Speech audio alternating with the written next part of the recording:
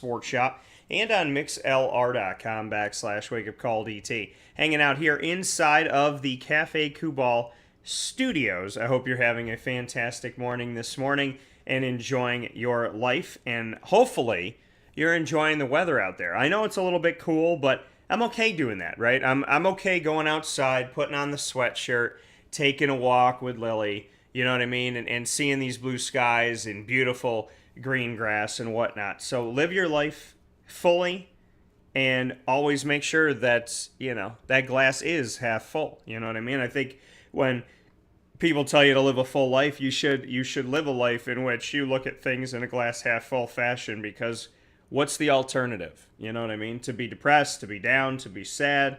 The sun is shining, and to me, that is in and of itself a beautiful thing, and that's enough. So, good morning this morning to each and every single one of you. I am so happy to be here inside of the Cafe Kubal studios, and this Syracuse Orange football alumni takeover is going to be one for the ages. I am ecstatic about the opportunity we have inside of MonPazPopcorn.com's What's Poppin' to speak with Terry Richardson as well as Qadry Ismail. And I am so honored and so privileged that these gentlemen are going to be joining me here today. Qadry is going to be joining me first, followed by Terry Richardson, and then the ingredients to success, proudly presented by Avicoli's on the corner of Route 57 and Wetzel Road in Liverpool, New York. We'll have an all-new topic and its ingredients to success, and our positivity segment as we continue to spread positivity, faith,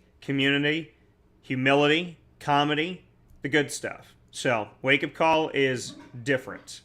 I would like to think in the best of ways, and I try every single day to make sure that we can bring a little bit more positive to your life, a little more happy, and show you that in this crazy world that we live in, you're not alone, there is good, and we can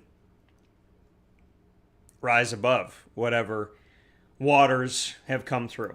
So stay positive and know that Wake Up Call with Dan Tortora is here for you. I'm not just here to present the sports. I'm here to bring something good, something uplifting. To the best of my ability, I'm here to help. So I'm so happy to be here with you every Monday through Friday from 9 a.m. to 11 a.m. Eastern Time here on Wake Up Call with Dan Tortora. You're watching and listening on youtube.com/wakeupcalldt, facebook.com/wakeupcalldt, and on facebook.com/live-now-dt. You're listening worldwide on mixlr.com/wakeupcalldt and on the homepage of wakeupcalldt.com. So, however you're tuning in every Monday through Friday from 9 a.m. to 11 a.m. Eastern Time, we thank you so much. As always, we are here inside of the Cafe Kubal studios, and Cafe Kubal here with you in so many amazing ways here on 401 South Salina Street as well as 3501 James Street in Syracuse. Available now, the reopening of 324 West Water Street in the Creek Walk Commons location in downtown Syracuse, inside of Golisano's Children's Hospital in Syracuse, as well as on the corner of Route 11 and Taft Road at Sweetheart Corners in their drive-through location in North Syracuse, and on 343 Fayette Street in Manlius, New York. So, make sure you get your way out to Cafe Kubal today and celebrate the day, whatever's going on. Maybe it's an anniversary, maybe it's a birthday, maybe it's just Tuesday, and that's more than enough to go out to Cafe Kubal and fill your cup up with whatever you like. Their coffees, their teas. My favorite is the chai, and as you know, it's the DT special. I love their pumpkin spice chai, and that's probably my favorite. And then whether it be it honey or the French toast or really anything, the mint chai is very good too. So make sure you go out and try their chais today. Their syrups and all of their different pieces and spices and whatnot, everything is made here. Their coffee is made here. So not only is it a local company, but it's locally created and just built for you here in central and upstate New York. So a big thanks to Cafe Kubal for all the work that they do. And make sure you go to any one of their locations today, as well as to cafekubal.com. And, of course, you can go to 663 Old Liverpool Road in Liverpool, New York, to PB&J's Lunchbox, and you can hang out over there Monday through Saturday for breakfast, lunch, and dinner, and grab the DTCNY nachos, which are my signature nachos that I created at home for my girlfriend and I. I took that recipe, brought it to PB&J's, and now you can get it either by ordering from them and dining in, or by going to PB&J's Lunchbox on DoorDash, as well as Grubhub, Eat Street, and Uber Eats. And while you're at PB&J's Lunchbox, you can grab a cup of Café Kubal, as it's proudly served there at the cafe as well. So, with all of that being said, very happy to be here with you, and so happy to feature this very special day, to take a break from the madness of March and to look at the history of Syracuse Orange football. Back in the glory days, back with some of the best, with teammates Qadry Ismail and Terry Richardson. They are coming up next, and the ingredients to success to follow. With that being said, from the Café Kubal studios, Wake Up Call will take a step aside, and when we come back, starting our broadcast, and on the show, making his debut, Qadry Ismail, a.k.a. The Missile. And the story of how that all happened and his mom coming up with these names is pretty awesome. And I am so excited to share the story of Qadry Ismail, Syracuse living legend, NFL wide receiver alum, and Super Bowl champion, joins the broadcast right after this fast break on Wake Up Call with Dan Tortora, where sports meets life.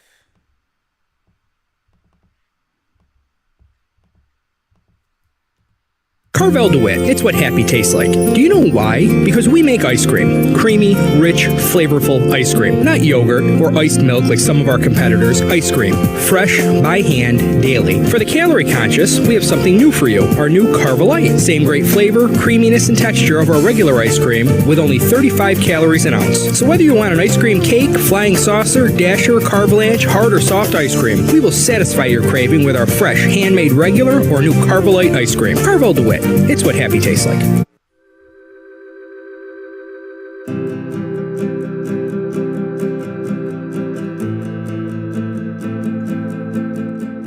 Café Kubal offers same-day local delivery of our products, offering no delivery charge for Onondaga County.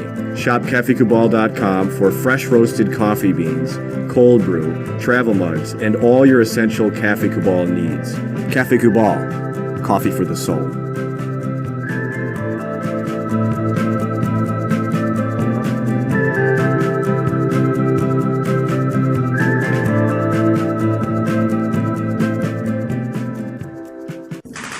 The Wildcat Sports Pub in Camillus, New York is located on 3680 Milton Avenue in the Home Depot Plaza. It is your family-friendly sports bar and restaurant. Folks, some sports bars aren't family-friendly. Some family-friendly restaurants are not sports bars. The Wildcat Sports Pub in Camillus, New York is proud to be both. It is that marriage that you've been looking for years. The Wildcat Sports Pub is your home base for your sports bar and restaurant needs, games for the kids, indoor and outdoor activities, and enough things on the menu to come back every single week and get to try something new. They're open Sundays from noon to 8 p.m., Monday through Wednesday, 11 a.m. to 11 p.m., and Thursday through Saturday from 11 a.m. to midnight. For reservations and party information, call 315-487-2222 for the Wildcat family-friendly sports pub and restaurant.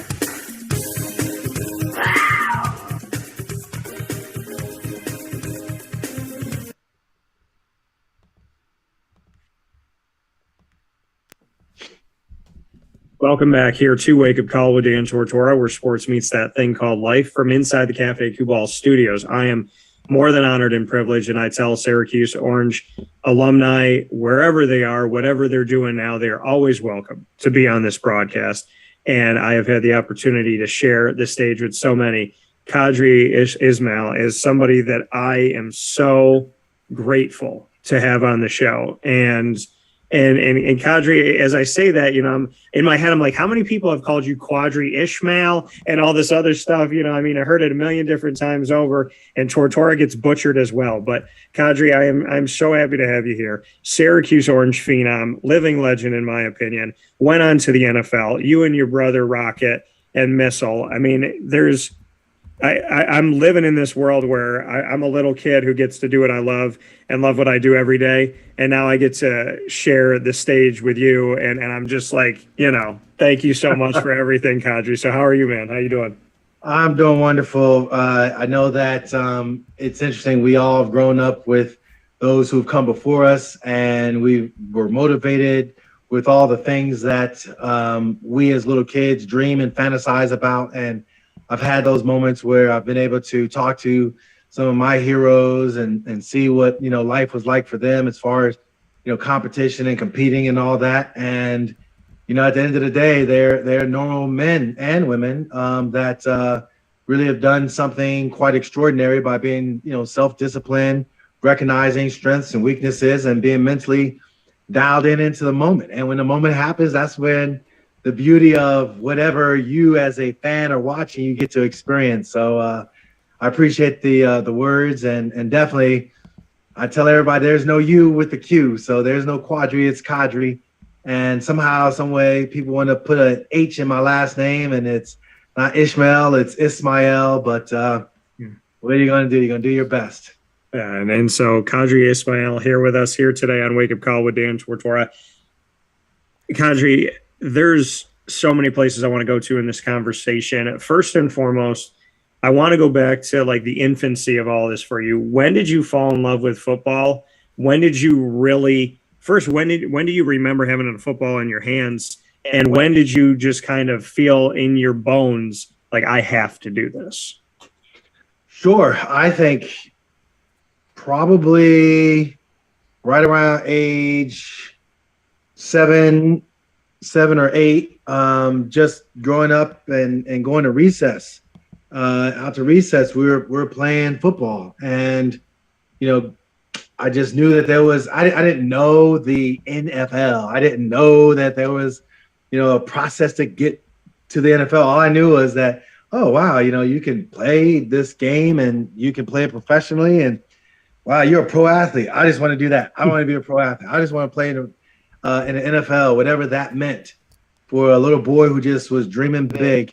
And when I was my mom and dad were divorced, so I was, on the weekends, my brother and I would go to my mom's house in East Orange, New Jersey, and there were a bunch of boys playing out in the yard, in the apartment complex yard that we were living in. And I'm telling you, we had some epic battles. And at that time, Earl Campbell was the big man on campus at Texas, and obviously for the Houston Oilers. And so the guys, they were like, oh, the older kids, they were, probably, in your mind, you're thinking, oh my God, you're 14. Wow, you're old. So, 14, 15 years old, they're playing with us, and they're like, oh yeah, you're Earl Campbell. And, I didn't know who Earl Campbell was at the time, but as I started realizing, wow, Earl Campbell is this famous football player, and he's awesome. And the kids, all the older kids, is calling me Earl Campbell. So they call my brother and I the Campbell brothers. And we'd be like, well, I guess we're good. So we were just, geeking off of that. It was just, it was amazing how in our minds we felt that kind of was the catalyst for things, just getting us started into playing football. Yeah, and when you look back at that with you and your brother, when for you, Rocket and the Missile, you call the Campbell brothers. When did you become Rocket and Missile?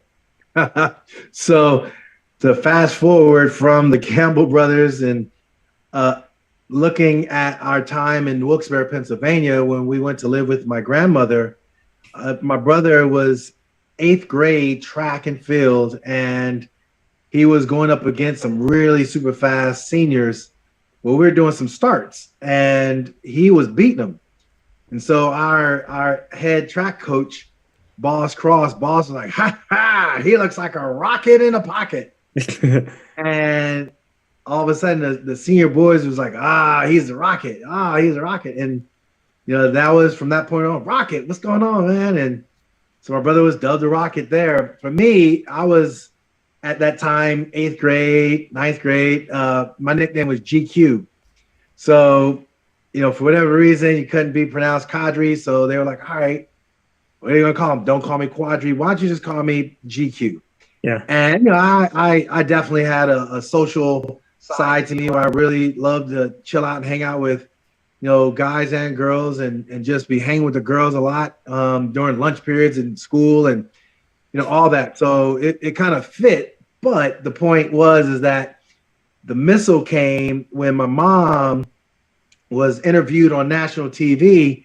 So my brother was up at Notre Dame. I was up at Syracuse, and Andrea Joyce, I forget what game they were at, but there was some game. My mom comes down on the sideline, and Andrea Joyce was like, so, Mrs. Ismail, I know you have your 3 sons, and obviously your son is out here is Raghib. Talk to us about their nicknames. And she was like, well, as you know, my son Raghib is called the Rocket. I have another son at Syracuse. He's called the Missile. And my youngest son is called the Bomb. He's still in high school. And I am affectionately called the Launching Pad. So That's awesome. It went viral for what viral was back then. Yeah. And she was, the toast of the town. So my nickname went from GQ, who, when I got to college, no one was calling me GQ. They just called me Q. But at the same time, Missile came about. And so I remember in the Carrier Dome, we would have some banners up. And then there was like this one banner, like it was in the corner of the end zone.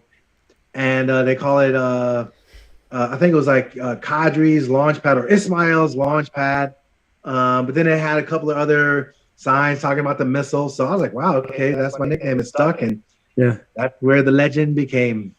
And you talk about Raghib and just where he, it's to have these unique names of Raghib and yourself, Qadry, and then be the Rocket and the Missile. What do you like to be called? Because I've never met anybody in my life called Raghib except for your brother. And there's Qadrys out there, but Qadry is very unique in and of itself.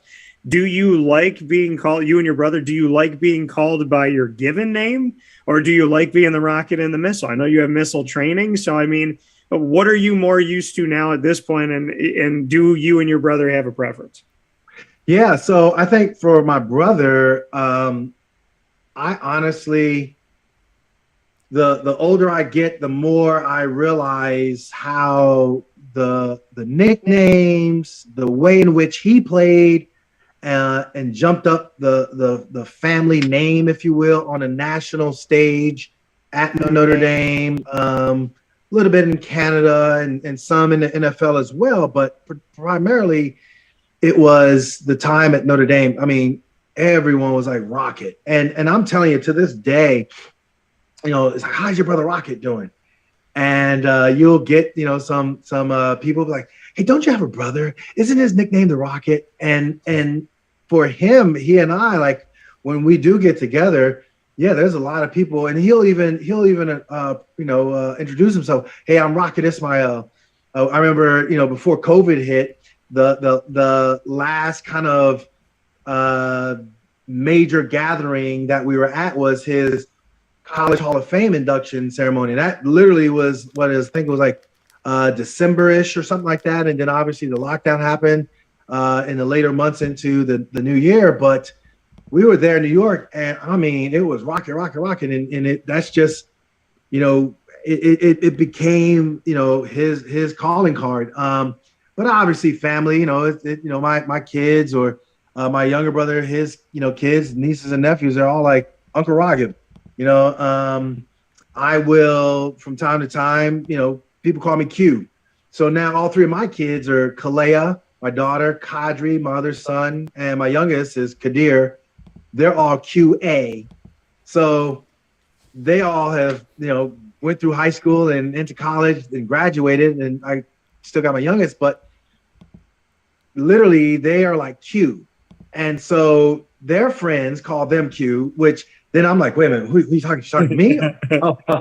I'm only the dad you're talking to, So yeah, it's cool. It's a sign of respect, a sign of, just cool, way of connecting to people. I don't mind it at all. And there are some people out there who I have met that have named them their kids after me, and I mean, gosh, there have been like a handful of people that I've come in contact. Oh man, my dad named me after you, or I've gotten people online talk to me about their different origin stories of how they were named after me too. So it's been cool as far as our names and the nicknames and the uniqueness of it all. I think it's great that your mom said that she said the rocket, the missile, the bomb, and I'm the launching pad. Like, shout out to mom for that. What's mom's first name? Fatima. What is it? Fatima. Fatima. So besides launching pad, did Fatima get a nickname from you guys? Well, technically, we called her Umi. Umi means mother, and we would just more people again. Once you kind of knew us, you heard us call, my mom Umi all the time, Umi, and so people are like, oh well, hey Umi. Yeah. So, there's a whole family where none of the given names are used anymore. Pretty much, yeah, pretty much. So Qadry, whatever name you like, you came to Syracuse. I want to go back to that hindsight 2020. Why was Syracuse the right fit for you? Yeah, so you get your 5 official visits. Went to Penn State, went to Maryland, North Carolina State, Tennessee, and obviously Syracuse. When it came to recruiting, Randy Edsel was our guy who recruited myself, and technically he recruited some guys that were mega contributors to the Syracuse Orangemen at that time, now Syracuse Orange. But when I look at my recruiting process, one, Coach Mack, Coach Dick McPherson, but Coach Mack was the first guy who offered me. And I know Randy, when he would, talk to our coaches, but hey, we got some tickets to Georgetown, Syracuse basketball, and like you talk about legendary games. I mean, you're talking Patrick Ewing, Ronnie Cycli, Coach Thompson, obviously, Jim Boeheim, all that. It was just like, wow, you sitting there and Sherman Douglas coming up and down the court. I don't know if they still hold fast to the tradition. I haven't been back to the Houston a minute as far as basketball games, but I know back in the day you would sit there and right before tip-off, you start clapping and you get in the rhythm. Yeah. And then the first bucket is made, you can sit down, and I mean, it was like you see at that time it was before, I guess they broke the one record, was 30,000 against Villanova, but then I think before that, it was always in that 18 to 22,000 or whatever. And we just experienced all that. So my recruiting trip, I went up there and I was like, yeah, I'm coming here. Yeah, it's a done deal. So had a lot of just really positive core memories. And that's what made me decide to go to Syracuse. And it didn't hurt that the year before they went to the Sugar Bowl, went undefeated. And they whooped up on Penn State. Rob Moore with his electric touchdown that set the tone for that day, and whooped up, I think it was like 42-21 or something crazy. But yeah. Yeah, one of my closest friends, nearest and dearest friends, Rob Drummond, and what he brought to it. So, looking at your teammates and looking at those, the teams that you got to be on with the offense that they had, Marvin Graves, David Walker, Terry Richardson, as well as Kirby Dardar, Shelby Hill, Chris Gedney, and so on and so forth. That's just talking on the offensive side of the ball. What can you say about your teammates, about those moments that you had, to name off a few of the guys, and obviously rest in peace to to Chris Gedney and to the David Walkers and the Terry Richardsons and the Marvin Graves. A lot of those guys, I've been able to talk with them as well. These teams that Syracuse had, they were so much fun. And when you look back on it and you're like, wait, Qadry was on that team with that guy and then that guy. I mean, it's like there was so much talent that you, in your head, you're like, oh no, it was just David Walker by himself. Then Terry Richardson was by himself. Then Rob Moore was by him. Then it was just Qadry by himself. Then, Donovan and then Kevin Johnson. But because there was so much talent coming through there that went on to the NFL. What can you say about your teammates in the locker room that you got to have?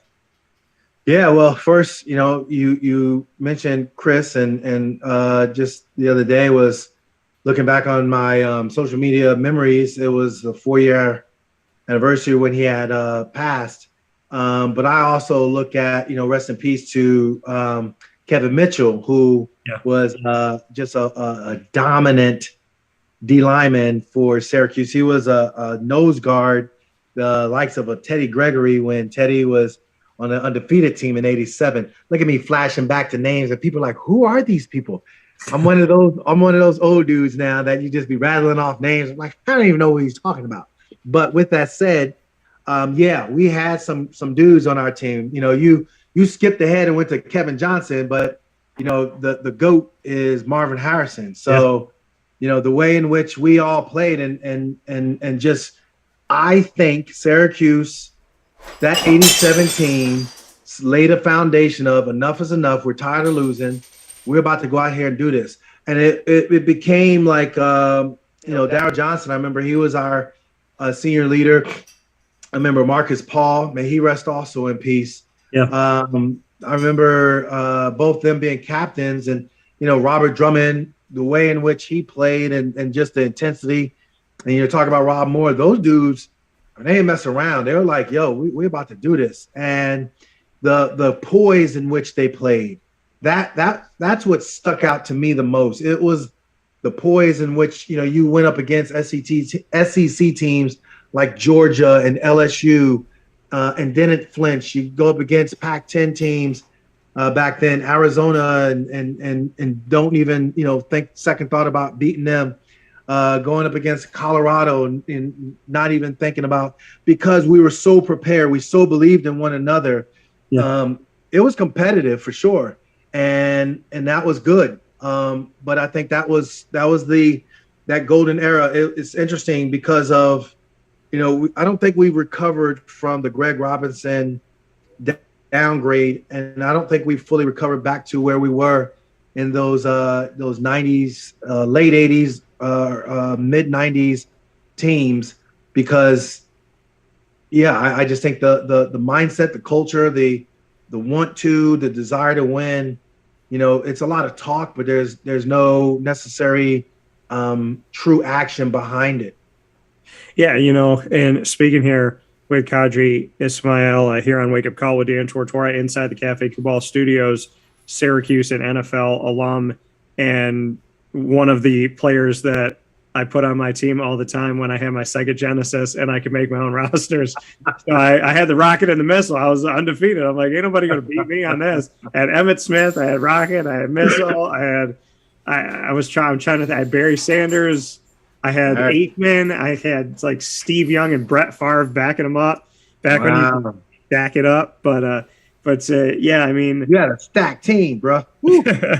But, Qadry, you talked about the fact that this history of Syracuse, this golden age, golden era, Coach Mack and all of that, we were so spoiled and it hasn't recovered.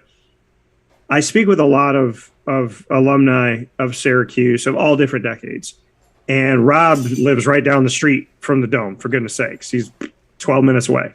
So are you surprised that the current regime doesn't welcome back the players, doesn't have the players talk to the team, doesn't have players on staff except for Deion Maddox, who they just hired this past year? I mean, are you surprised that this isn't a school? Because you look on the basketball side and the entire staff are former players.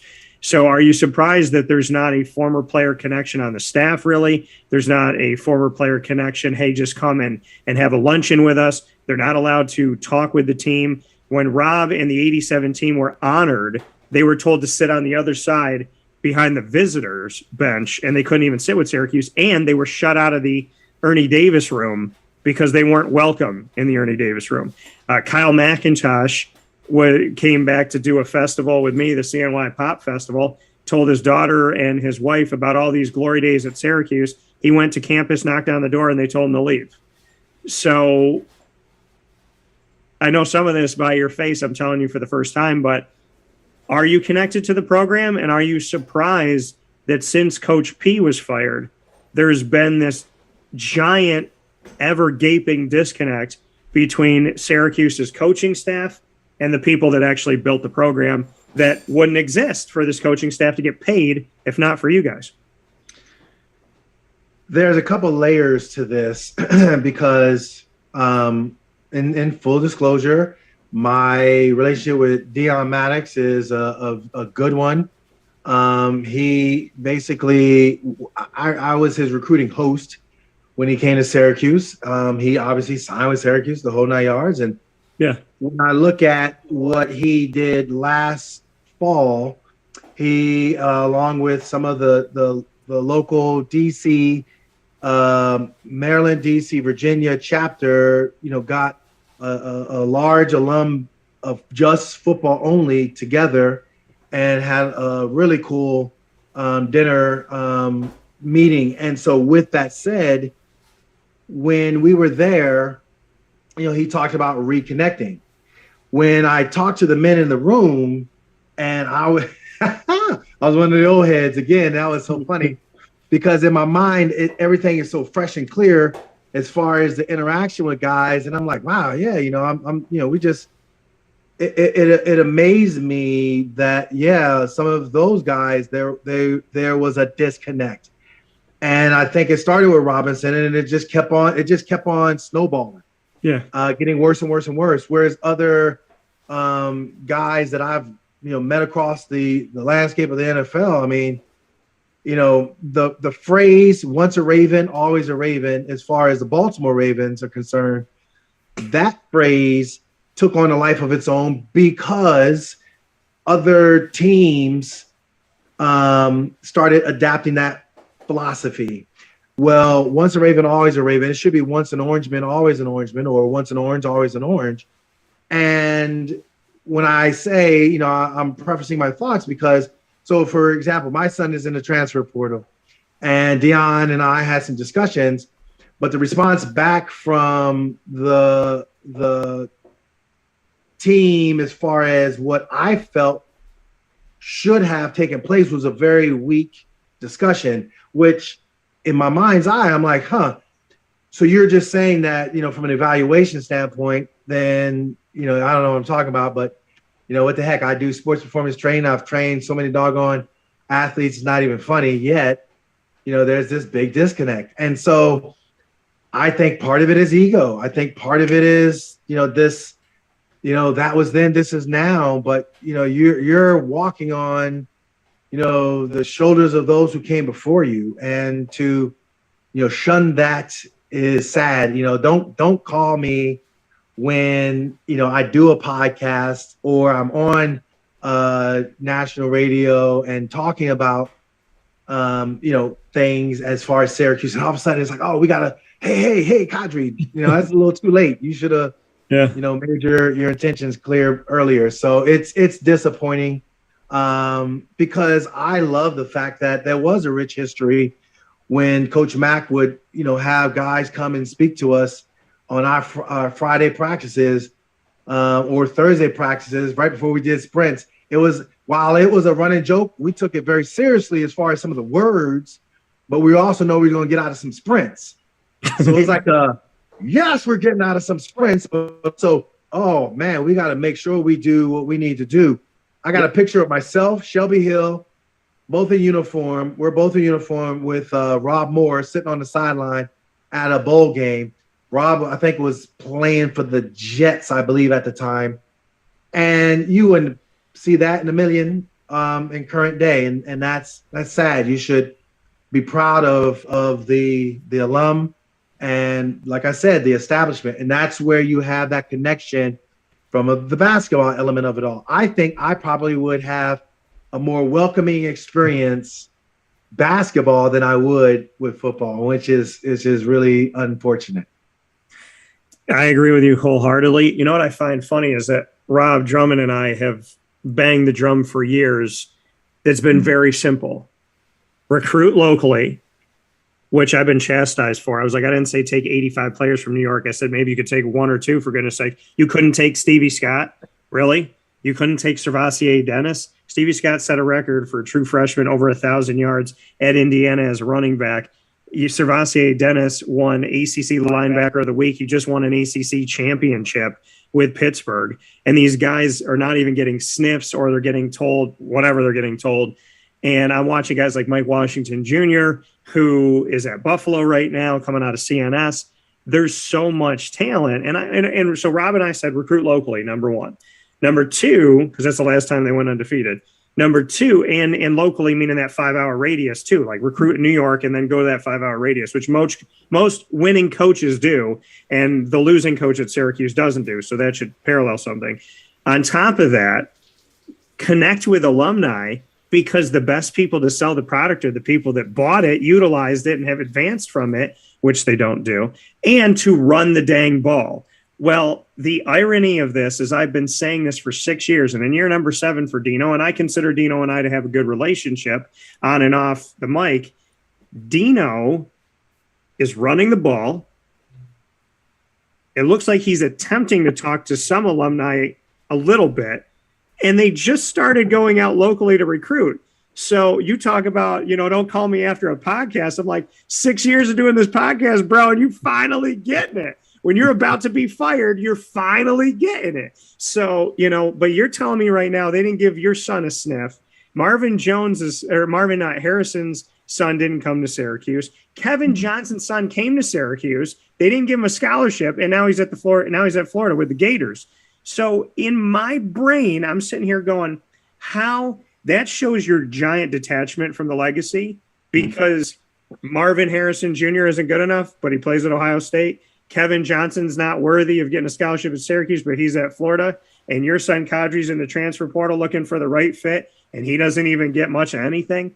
I mean, if you want to really push away the alumni, you've done a fantastic job over the last 2 decades. If you want to completely kill that bridge and blow it up, go to the people who built the program and don't even bother talking to them about their son in like a real move. I mean, Qadry, it is disheartening that I know how on point Rob Drummond and I have been, because I've heard the inside out, and it's worse than I thought it was. And I can't even fathom the fact of what you just told me, that you said, hey, what about my son? And they're like, no, we're good. I mean, honestly, I would say, to be clear, my son Qadry is my youngest. My son Qadry, he's graduated.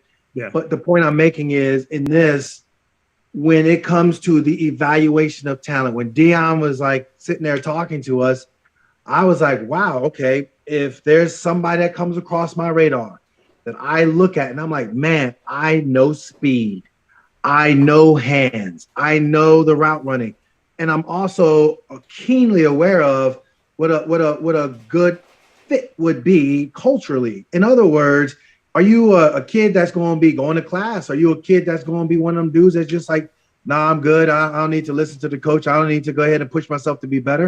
If you one of them dudes, why would I even bother talking to, Dion or whomever about you? But if you check off all those boxes, then yeah, man, I definitely would say, hey, check out Syracuse.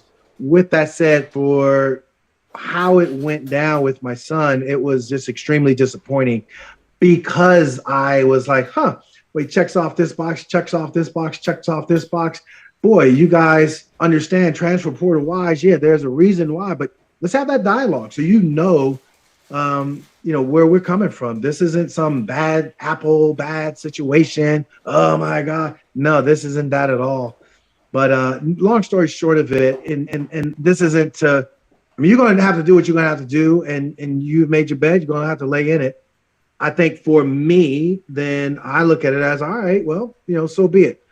My time at Syracuse, I know it was done a certain way when it came to like, wow, we had a from 87 when I was a senior in high school, being recruited, looking at the Orange Bowl and whooping up on Auburn and the whole nine, to when I graduated, to like, wow, we left the program in good hands. I remember David Walker and I were talking. He goes, yo, man, you know our junior and senior year, I think we only lost, 3 or 4 games, and that was it? I was like, what? We did? What? Because you just had your head down and you were just focused in on winning. Yeah. We're just like, all right, top 25, that's cool, but what if we can climb the ladder and get even higher? I think we finished, I think it was 6th in the nation our senior year. I believe it was. Going to bowl games was like, all right, there's an expectation. Let's see if we can get to a major bowl game and win it. But I think, the subsequent years, I even heard from some of those alum that were like, some of the hard-nosed culture of what we should be as dudes, wasn't there. That discipline wasn't there, and we got away with a lot of stuff. As men now, we realize that was a mistake then. But in my mind's eye, I'm like, I didn't know that. That would be something where if I was a coach, I'm going to be trying to figure those little details out and make it a program where, hey, let's bring back them dudes that have that high character, but let's also recognize if there needs to be some healing process, man, there be a healing process. If Rob Drummond, that dude was that of legend in that area, and both Syracuse as well as professionally, like, I'm like, nah, that's an easy no-brainer to bring that man on campus and have him speak and interact with guys whose minds are still in the level of trying to be influenced and be better. But my love for Syracuse is strong. I think just from I realized, okay, well, you showed who you are, and so be it. Let me go ahead and be fond with the memories, and if you guys do what y'all do, so be it. If you were successful, hallelujah, bless you. If not, then hopefully there's a correction in the course. I'm smiling because when you were saying what you were saying, I realized there's one sentence that you and I are both thinking. I love you, but I don't like you right now. So I feel that for real. I want to go to your NFL career, Qadry, and look at this beautiful career that you had. The Minnesota Vikings, the New Orleans Saints for a little bit, the Baltimore Ravens, the Indianapolis Colts.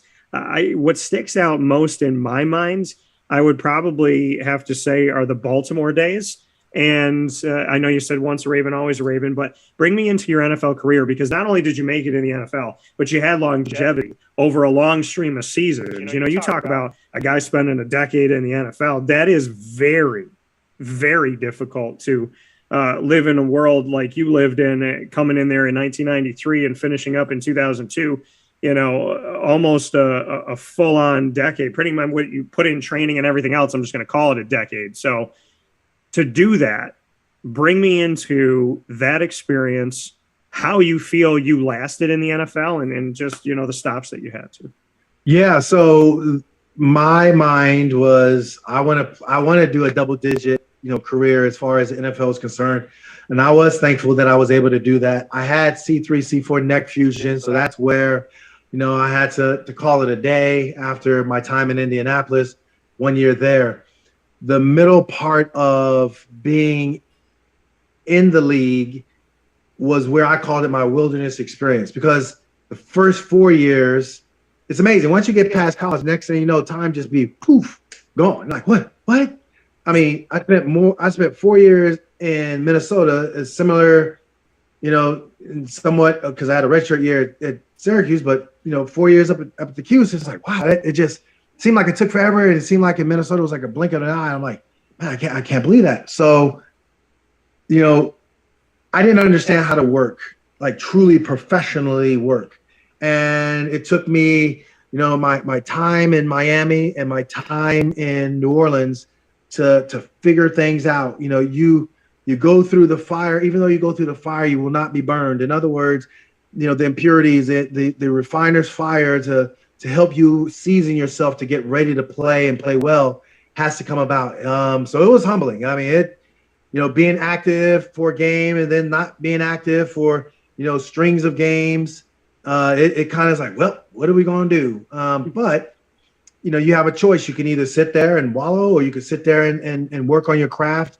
I was fortunate enough to meet some people who, were just as skilled in what they did as what I did. Got some corrective contact lenses, worked on my craft with some vision therapy to help myself as far as, that was concerned. And I think it was just the greatest experience. What do I mean by that? Well, I go to Baltimore and I came into some of the greatest success of my athletic career. And obviously in 2000, we're playing against the New York Giants down in Tampa, and 34-7 later, you're a Super Bowl champion. So being a go-to receiver, winning the Super Bowl, playing with all the Hall of Famers that I played with, reuniting with a year with Marvin, and watching him as an amazing pro and how he developed, just the way in which my career went. There was a lot of challenges to overcome, but it was fun. I mean, I enjoyed it all and wouldn't trade it for the world. That coming from Qadry Ismail here on Wake Up Call with Dan Tortora inside of the Cafe Kubal studios. You call that your wilderness years, the middle area in Miami and New Orleans. Some people would give up. Some people would find no way out. Some people would stay in the black hole and think there's no way for me to, scrape at the side of this thing to get out of this black hole. You took those wilderness years, you cut through the brush, and then you had 2,000+ yard seasons as a receiver in Baltimore. I want to sit on that for a second, because you went through adversity, literally hit that wall, and then responded later in your NFL career by becoming even better. How does that happen? I think, part of growing up with an older brother who, people talk about, to this day, okay, I'm 51. I don't really need to race. I've already established myself as fast. My brother established himself as world-class speed as well. Who cares? But how funny people will ask, and that's fine. I get it. It's awesome. However, when we were growing up, the mindset of working hard and trying my best, it's interesting because I was a hurdler both in college and in high school and in college, and was a two-sport All-American. When I took up hurdling, it was because I knew I wasn't ever going to beat my brother in a race. And so my mindset was like, I know I got it. I just got to find my lane and excel in my lane and not get caught up in trying to compare myself to the lane that my brother is in. And I think sometimes when I speak with, young people, I think, they're so quick to give up because, oh, well, I just can't do it. I'm like, all right, well, find your lane, find what you're good at. For me, it was hurdling. And I remember my sophomore year of high school, took third in the state. And from that point forward, I never lost again throughout my high school career, and finished the #1 high school hurdler in the nation by USA Track and Field News. So overall, when you look at it, it's your desire to really want to see things to the end, see how you can help yourself. And when you have that mentality, I think that there's a mental mindset that things start to come to you. I know Dr. Saber, when I was in my wilderness experience, his desire to put me with the exact corrective lens, because my astigmatism was so crazy, a regular contact lens wasn't going to cut it. His ability to give me vision therapy when I knew I can see, but I can't see. And then his ability to really, really hook me up and like, okay, this is what you need to do. I take some of the things that I've learned then, and I still apply them to life today. That's how it is.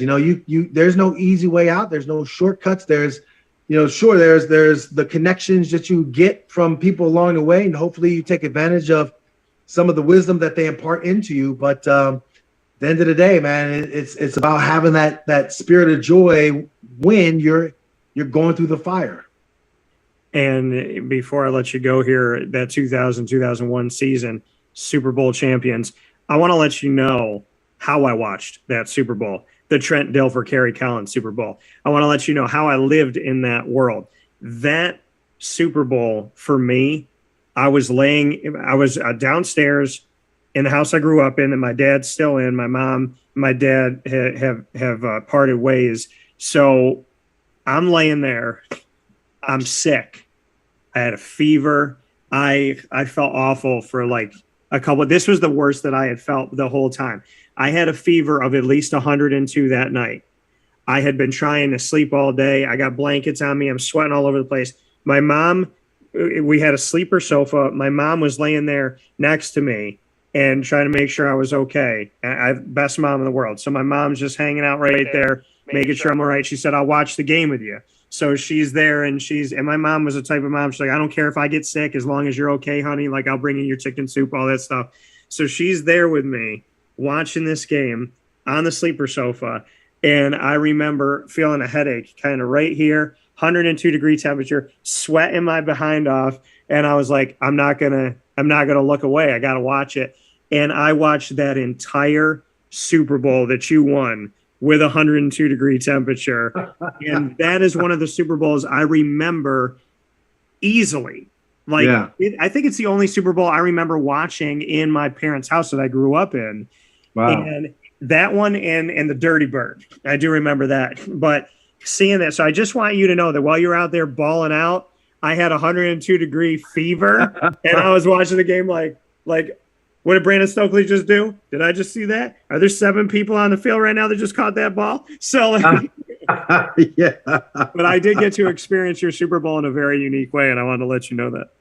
Yeah, no, I tell you what, man, I can't tell you how many people have shared their stories of watching our Super Bowl. Obviously, I'm back in Maryland and just north of Baltimore. There are fans here that, watch when the DVD copies came out. Fans were sitting down and showing their kids to today. Now they're in their early 20s. They're like, "Oh my God, Coach, I remember." I'm like, "Bro, you weren't even alive. You're a little kid. You didn't even know." But yet, their parents, they were like, "Yo, this is it." So I do. I appreciate your story, and it'll be added on to the other stories that I've heard because there was so much to getting to that game. As you're talking, I'm reflecting back, like, I remember driving over to the stadium, and I'm like, man, this is everything I've dreamed of. I need to be so ready for it, and just all of it. The entire everything to make it happen was extraordinary, and it was a lot of fun. Yeah, and you said you got to reconnect right after that with Marvin Harrison. What was that like for you? Because, he's considered to be one of the greatest ever in the game of the NFL, and, of course, at Syracuse. Yes. And the connection with Peyton Manning was insane. His work ethic and ability to dominate in practice made going out on the game field look so effortless. And I just marvel at how, Marvin would just get open. Just really smart student of the game. You just saw the way he went about his craft. Dude was quiet as quiet can be, but he just had like this inner swag of confidence that oozed out of him, and really great teammate. Just good dude. Quiet but good dude. Like, my biggest story where I always tell people, I'm like, yeah, we doing one-on-ones. Marvin was like, yeah, I want a post route. Boom, boom, boom, runs a post. Yells over to Peyton because Peyton was a workaholic unto himself. He goes to Peyton. He goes, the same thing. He said it out loud so the corner heard it. Corner couldn't stop him. I think they ran it maybe 4 or 5 other times, and he just kept saying, do it again, do it again, do it again. And every time, like, I'm dead serious, the dude didn't stop him because he wanted to work on that portion of his game. And I never saw that before. And I was like, okay, that's Marvin. So for him to finish off his career the way he did, and the Hall of Fame credentials that just defined who he was as a player, I'm proud to call him a teammate, both in college and in pro. Coming from Qadry Ismail and Qadry, I appreciate this, like I said, for so many reasons. I feel like we just got started with the conversation. So if you'll oblige me, I got to get you back and definitely have you on. Because you're in the Maryland area, you're not too far away. Maybe we can figure something out also beyond having you back. Maybe we can catch up here, grab a little lunch something or do something in my travels, because I would be honored to be in your presence. And I'm not going to call you the missile. I know you got missile training. I'm going to call you Qadry. But I'm going to call you the number 45 that was on the front of my programs at Syracuse that I still have. I'm going to call you the guy that when I'm playing fantasy football, I got my eye on, I want to draft. I'm going to call you the guy that every time you kept doing your thing in the NFL, I was like, man, it just makes me proud for my hometown. So I'm thankful that you're a father. I'm thankful that, everything that you've done and what you try to do for kids that are your kids and kids that aren't. And so thank you for your work. Thank you for this time. It is a dream come true. This is a time capsule. This is better than any autograph or jersey that I could have ever gotten. So, I hope this is the first of many. And I would love to be able to, see you sometime soon if you would give me the opportunity to do that, because I am so moved by the man that you are more than anything else. So thank you for that. Well, I appreciate it. Absolutely. We'll make it happen. We would have probably spent more time. I just know that I'm about to jump on another Zoom call right now. That being said, though, we'll make it happen. You got my information. We'll connect up. And it's always good talking to you, bro. Yeah, I appreciate it, Qadry. So listen, take care of yourself. Give my best, and shout out to the greatest launching pad I think ever created. So give your mom some credit. God made a good launching pad. So indeed. Appreciate you, brother, man. Thank you so much. Take care.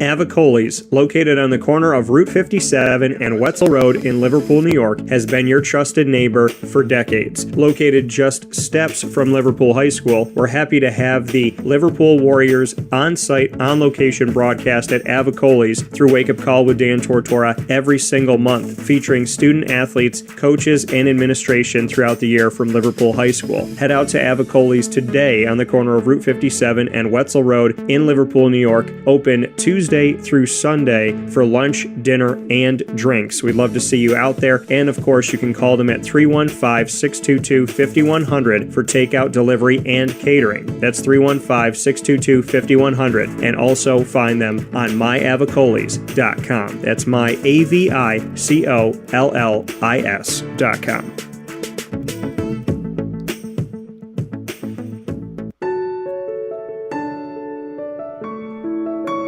Having peace of mind when you're out of town that your furry-loving friend is safe and sound means taking them to Canine Campground, because we all know that when it comes to the love of our pets, it goes well beyond the call of duty to make sure they're safe and sound. Right, Lily? So take a ride to 242 Johnson Street in East Syracuse, New York, and see Canine Campground and where your dog will be staying, in the classic cabin, the executive cabin, the grand cabin, or of course the luxury cabin, because if you know Lily, you know she loves luxury. Now you don't have to wait to the last minute to find a family member or a friend that'll take your dog for a few days. Call Canine Campground at 315-299-4013. That's 315-299-4013. Their drop-off and pickup times are Monday through Sunday. Check K9campground.com for more information. That's the letter K, the number 9, and campground spelled with a K.com. K9campground.com. When you're going out of town, bring your dog to Canine Campground.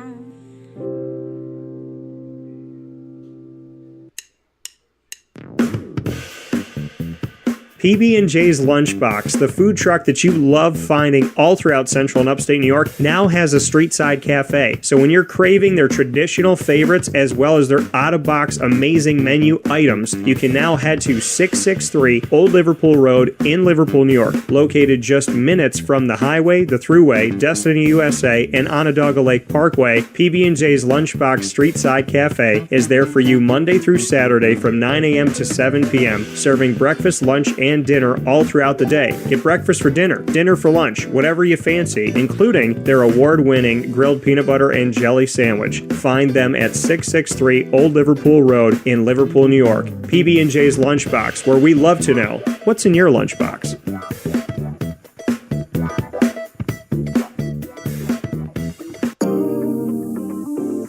As a patient, what do we want?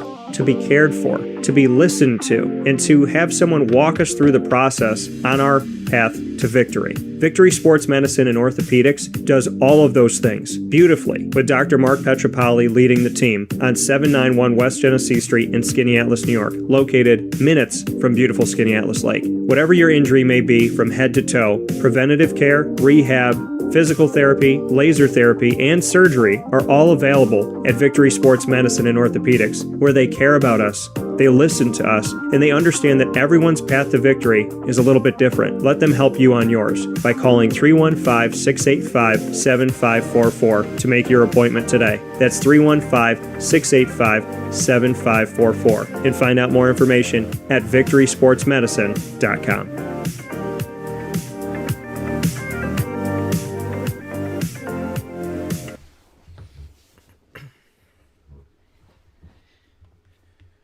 Welcome back here to Wake Up Call with Dan Tortora on wakeupcalldt.com, your one-stop sports shop, and on mixlr.com/wakeupcalldt. Proud to be here with you every Monday through Friday from 9 a.m. to 11 a.m. Eastern Time, where sports truly meets that thing called life, and appreciate you hanging out with us, be it on YouTube as well as on Facebook and on MixLR, all /wakeupcalldt. And, of course, for each and every single one of you that are here with us on YouTube as well as on MixLR and Facebook every Monday through Friday from 9 a.m. to 11 a.m. Eastern Time, including wakeupcalldt.com's homepage. So however you're connected with the show, we thank you so much.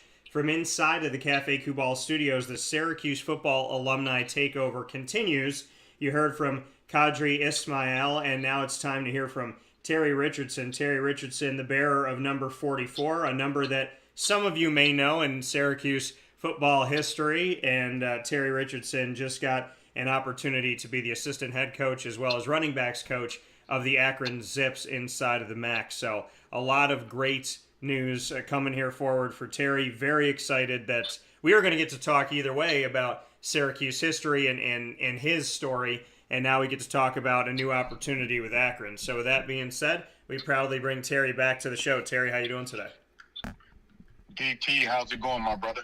It's going really good, man. And I got to tell you, Terry, I mean, it's surreal for me, and those of you that just heard my conversation with Qadry, same way. I grew up watching these teams and getting excited to, see everything that Syracuse did in history, and now getting to know you guys and getting on the phone. There's nothing I don't think you could ever told childhood me that I'd call up Terry Richardson. He was like, "What's up, DT?" So to me, that more made my day than any touchdown you had. So I appreciate the fact that I'm living a dream every single day, doing what I love and loving what I do. And if Terry Richardson, has got my nickname down and ready to go, I think I'm doing okay, Terry. I think I'm okay.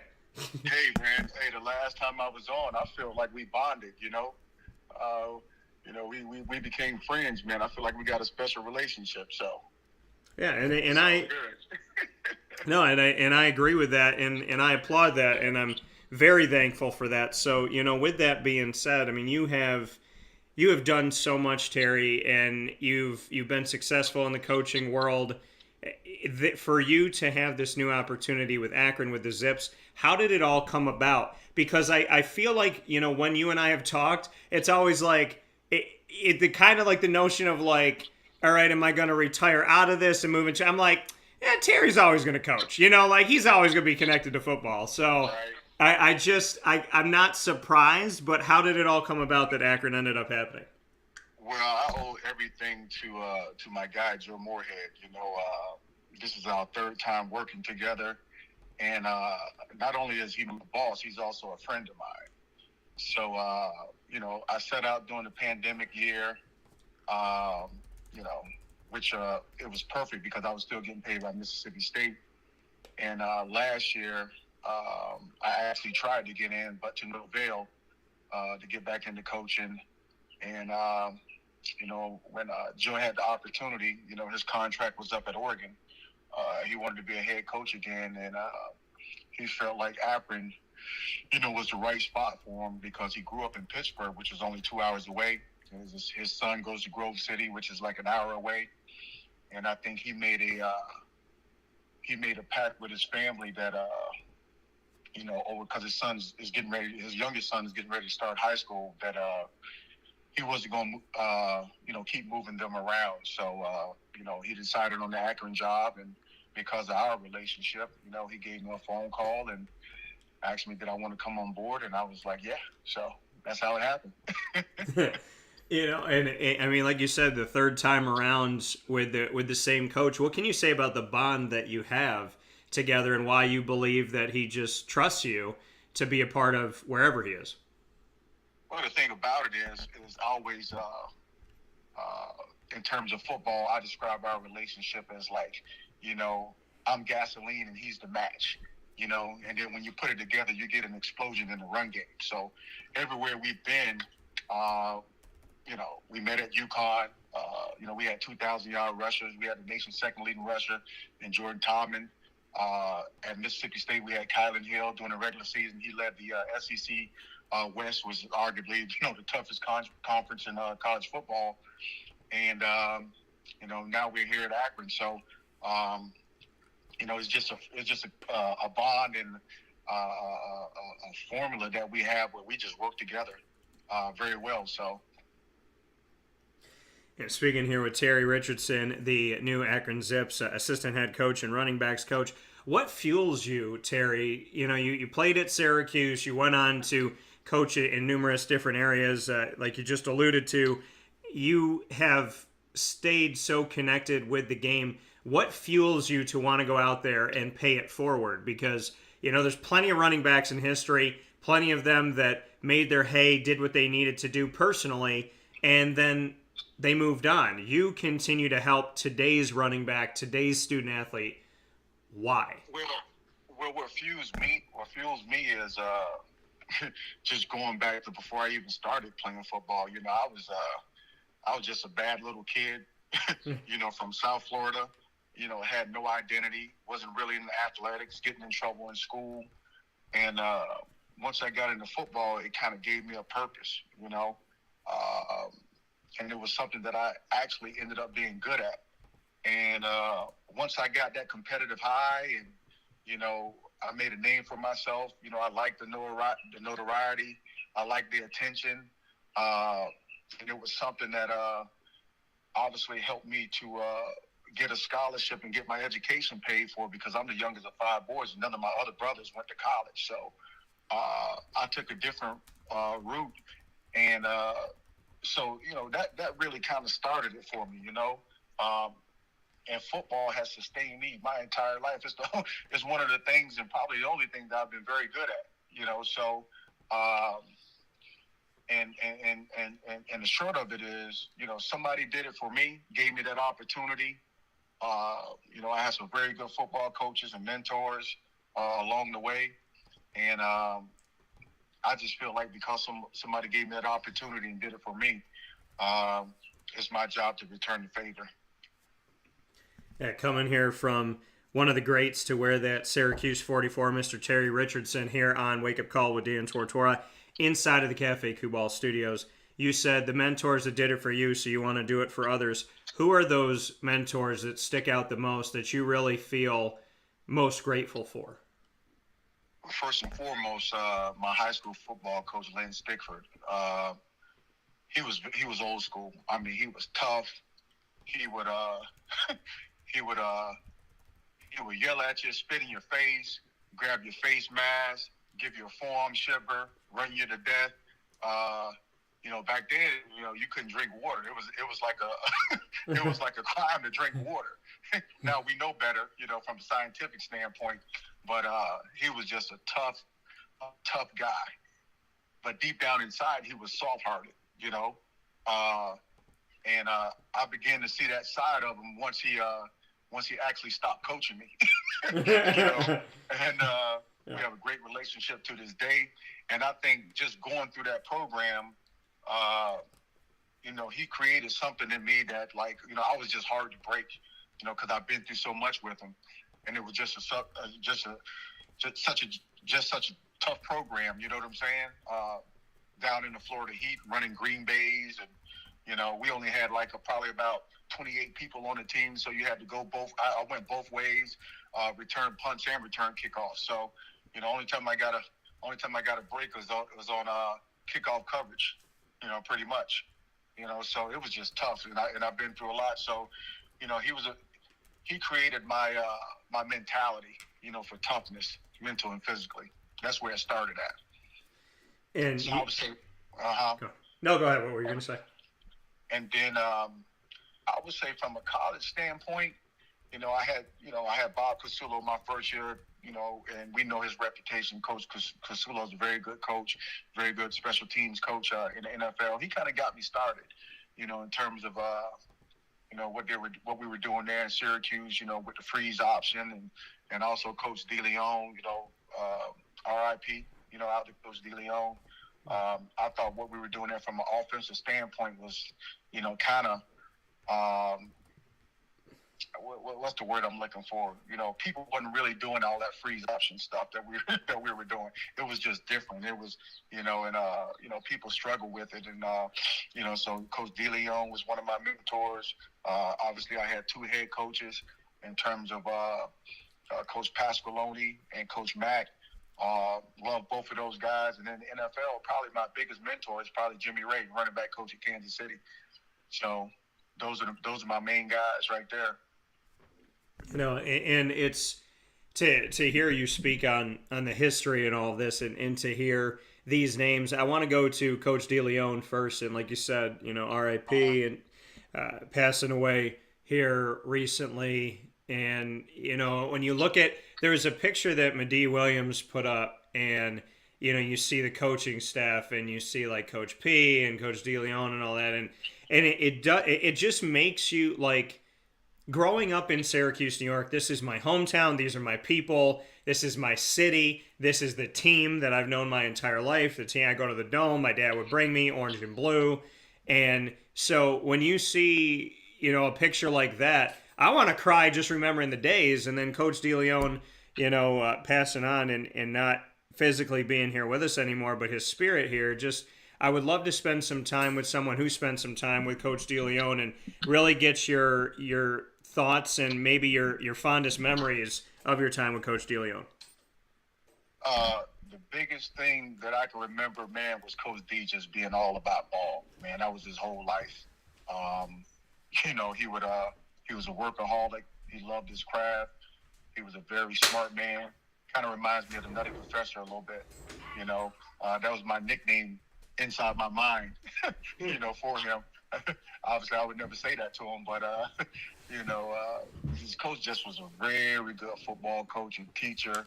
And again, it was all about ball. He just dedicated his life to the players that he's coached. My hat's off to him.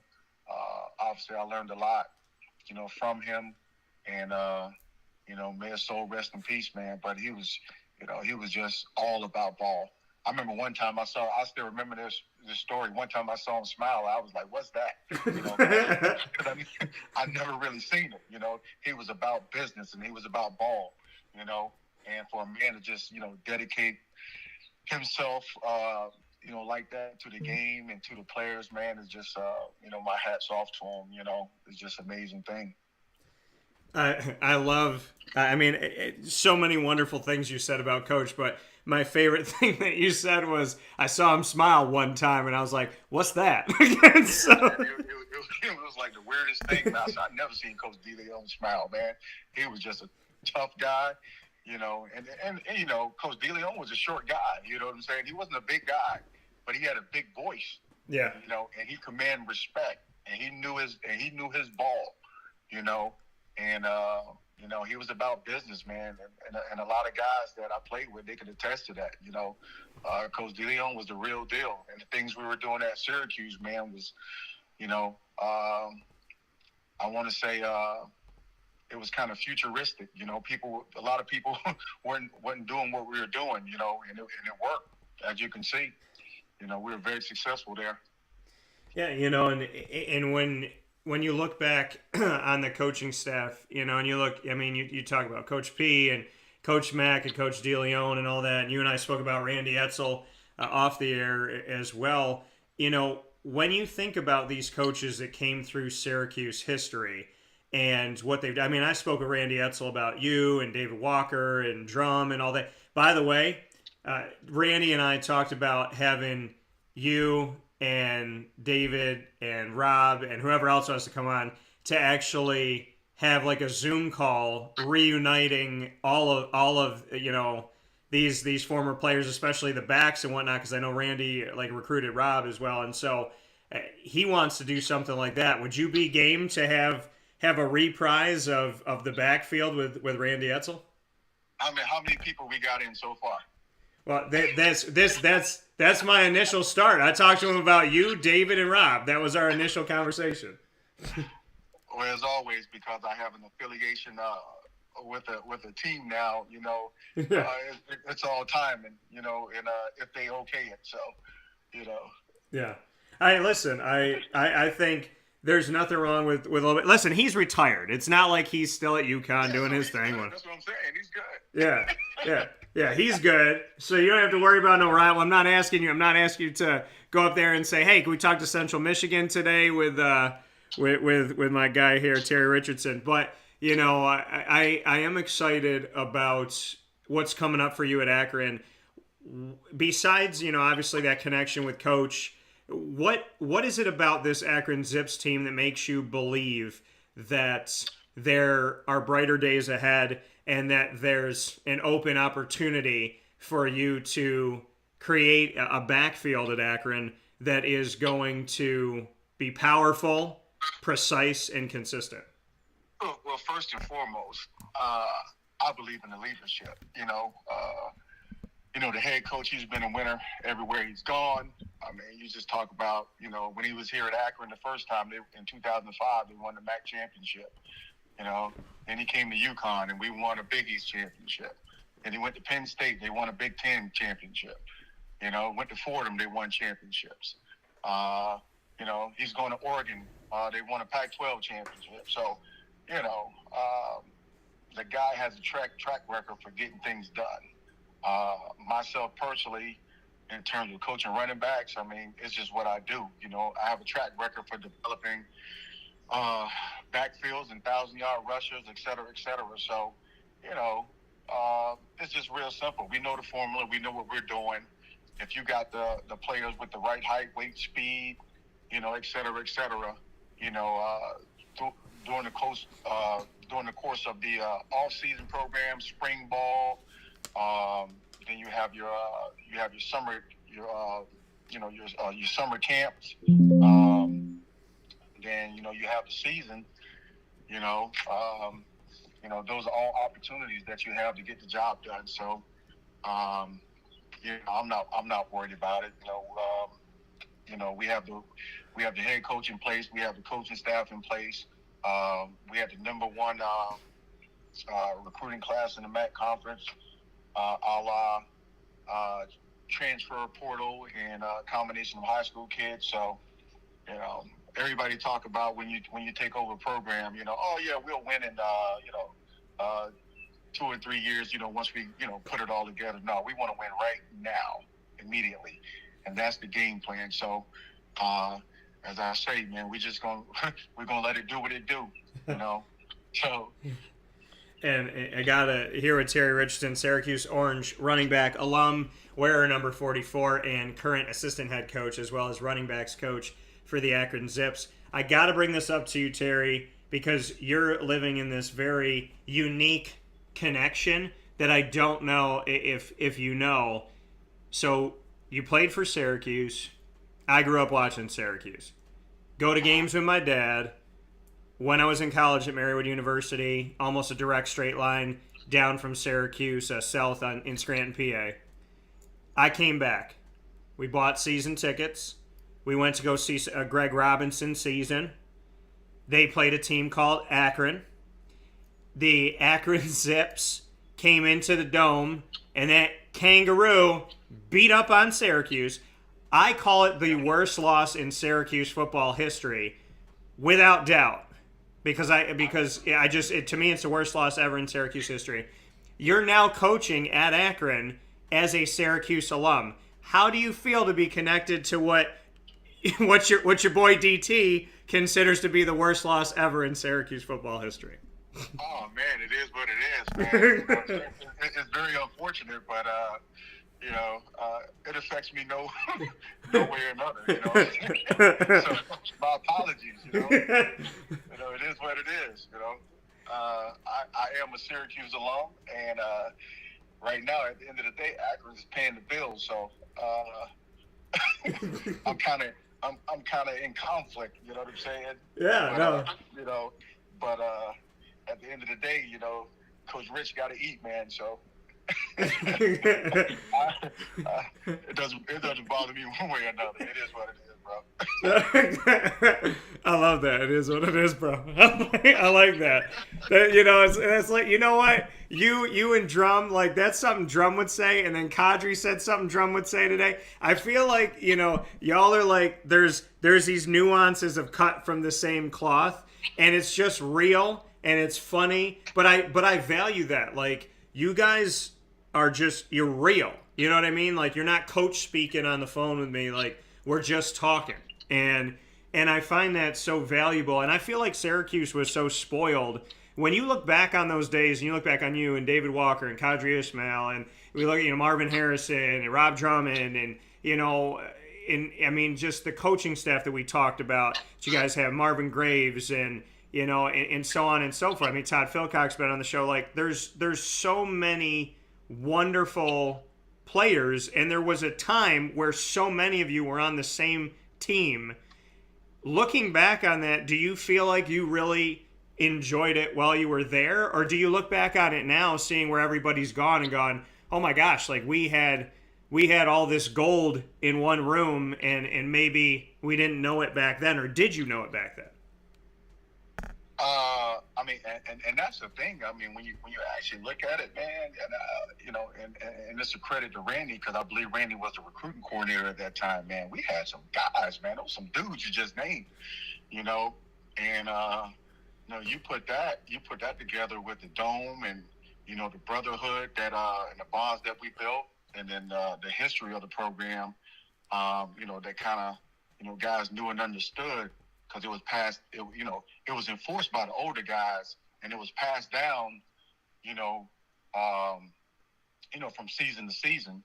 I always put it in like 4-year, cycles, because when you got the senior leadership, okay, up top, and then you have the freshmen come in, those seniors right there, they're driving the pulse of the team, and they got to make those freshmen understand from day one, what this is all about. You see what I'm saying?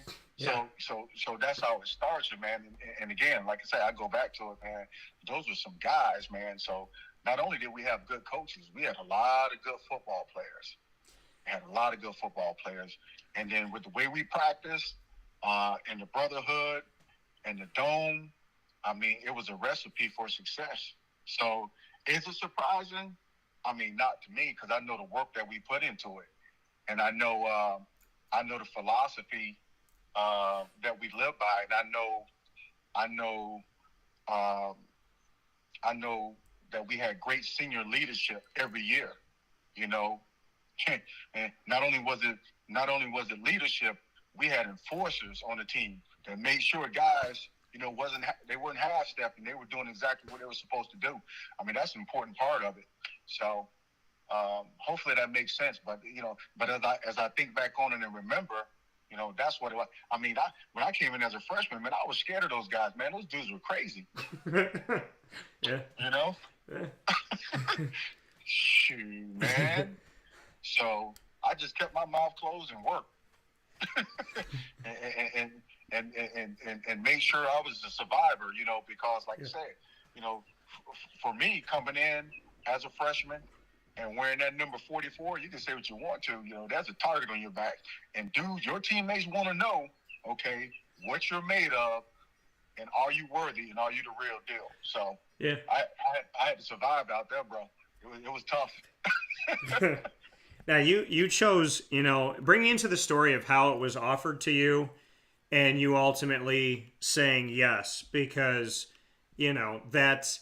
It's twofold, the fact that Syracuse would want you to wear 44 and that you would say yes. So bring me into your time wearing the number and just how that conversation or conversations came about of you to even wear it, and then you saying, you know what, yeah, I'll take on this mantle for the time that I'm at Syracuse.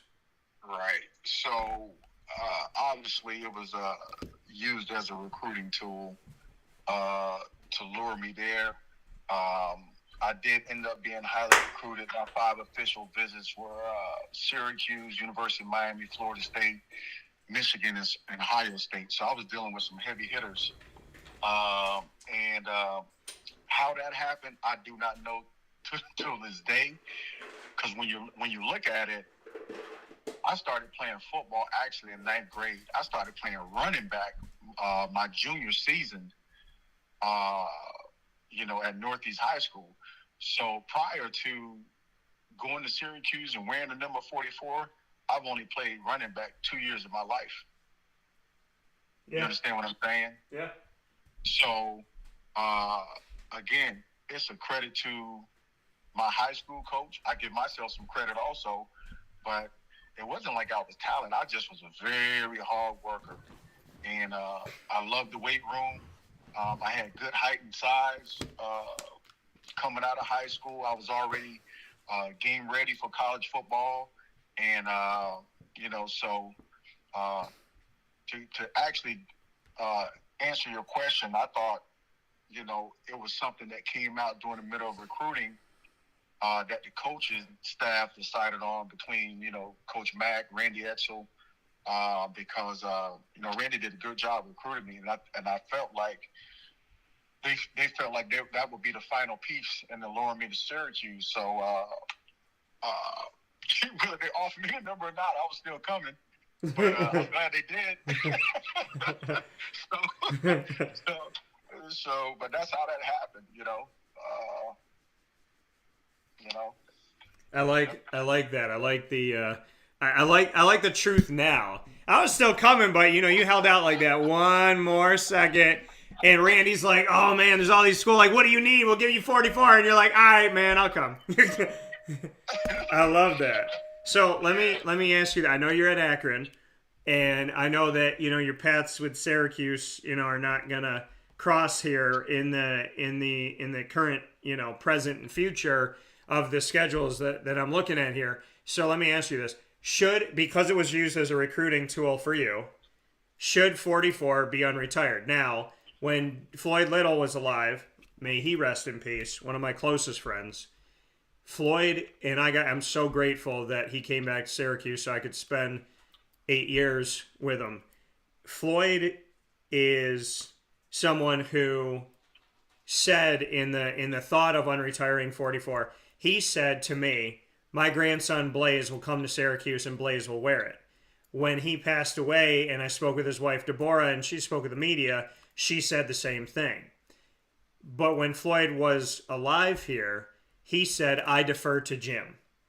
And, basically let Jim make that final call.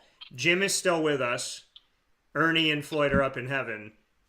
There are other people that wore the number 44. Rob Conrad, the last to do it, has been on the show a bunch of times. So I ask you, Terry, should it be unretired and used as a recruiting tool, or should we leave it alone?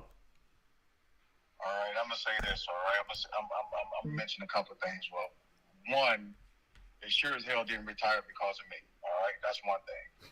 Two, I agree with Floyd, and I agree with a lot of the other guys. If Jim says yes, then it's yes. If Jim says no, then it's no. And it's just that simple. Whether they do or not, personally, it doesn't matter to me. You know, it really doesn't. I'm down if they do, and I'm down if they don't. You know, and again, there's two sides to that. One, not bringing it back. You know, you keep honoring the guys that wore it before, and in terms of the big three, the reason why they retired it, and the other part of that is losing my train of thought. Now, what's the other part of that? All right, excuse me, I lost it. No, it's okay. But, you know, like you said, I mean, deferring it to Jim and seeing what Jim thinks, and you said, you know, if they leave it and they don't bring it back, you know, then they're honoring the long line of people that have worn the number 44. You know, if they do bring it back, it's a recruiting. So I got it. So, yeah. So the other part of that is if they do bring it back and they can help the program, you know, lure a big time back and kind of create, you know, excitement within the program, then I'm all for that also, being a Syracuse alum. So that was the other part of it. My apologies. No, it's okay. And, Yep. you know, looking at your history, Terry, and, you know, what you've done, and as we talk about, you know, your playing days, after those playing days were done and you coached, you know, you and I, and continue to coach, you and I were talking about this, and you had made mention, Donald Brown, when you were coaching him, 2,083 rushing yards, which is insanity. We see Todman and Andre Dixon in your history as well. And then we go into this time period where you had this guy called Duke Johnson Jr. I don't know if people are familiar with that, and I'm being facetious here because I covered Duke when he was in college. And then, you know, little old Lamar Miller, who made some hay in the NFL. So, you know, I'm looking through the timeline, and I'm looking at these players that you've had the opportunity to work with.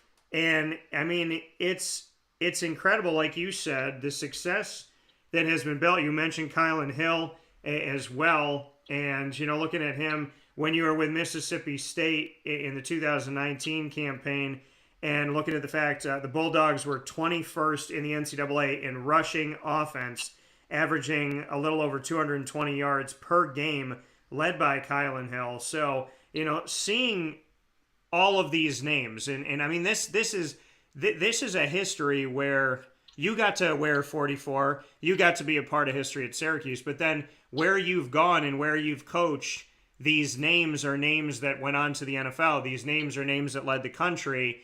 How do you go from being a running back personally successful and then hone the talents of other running backs and be a successful coach? Because not everybody can translate.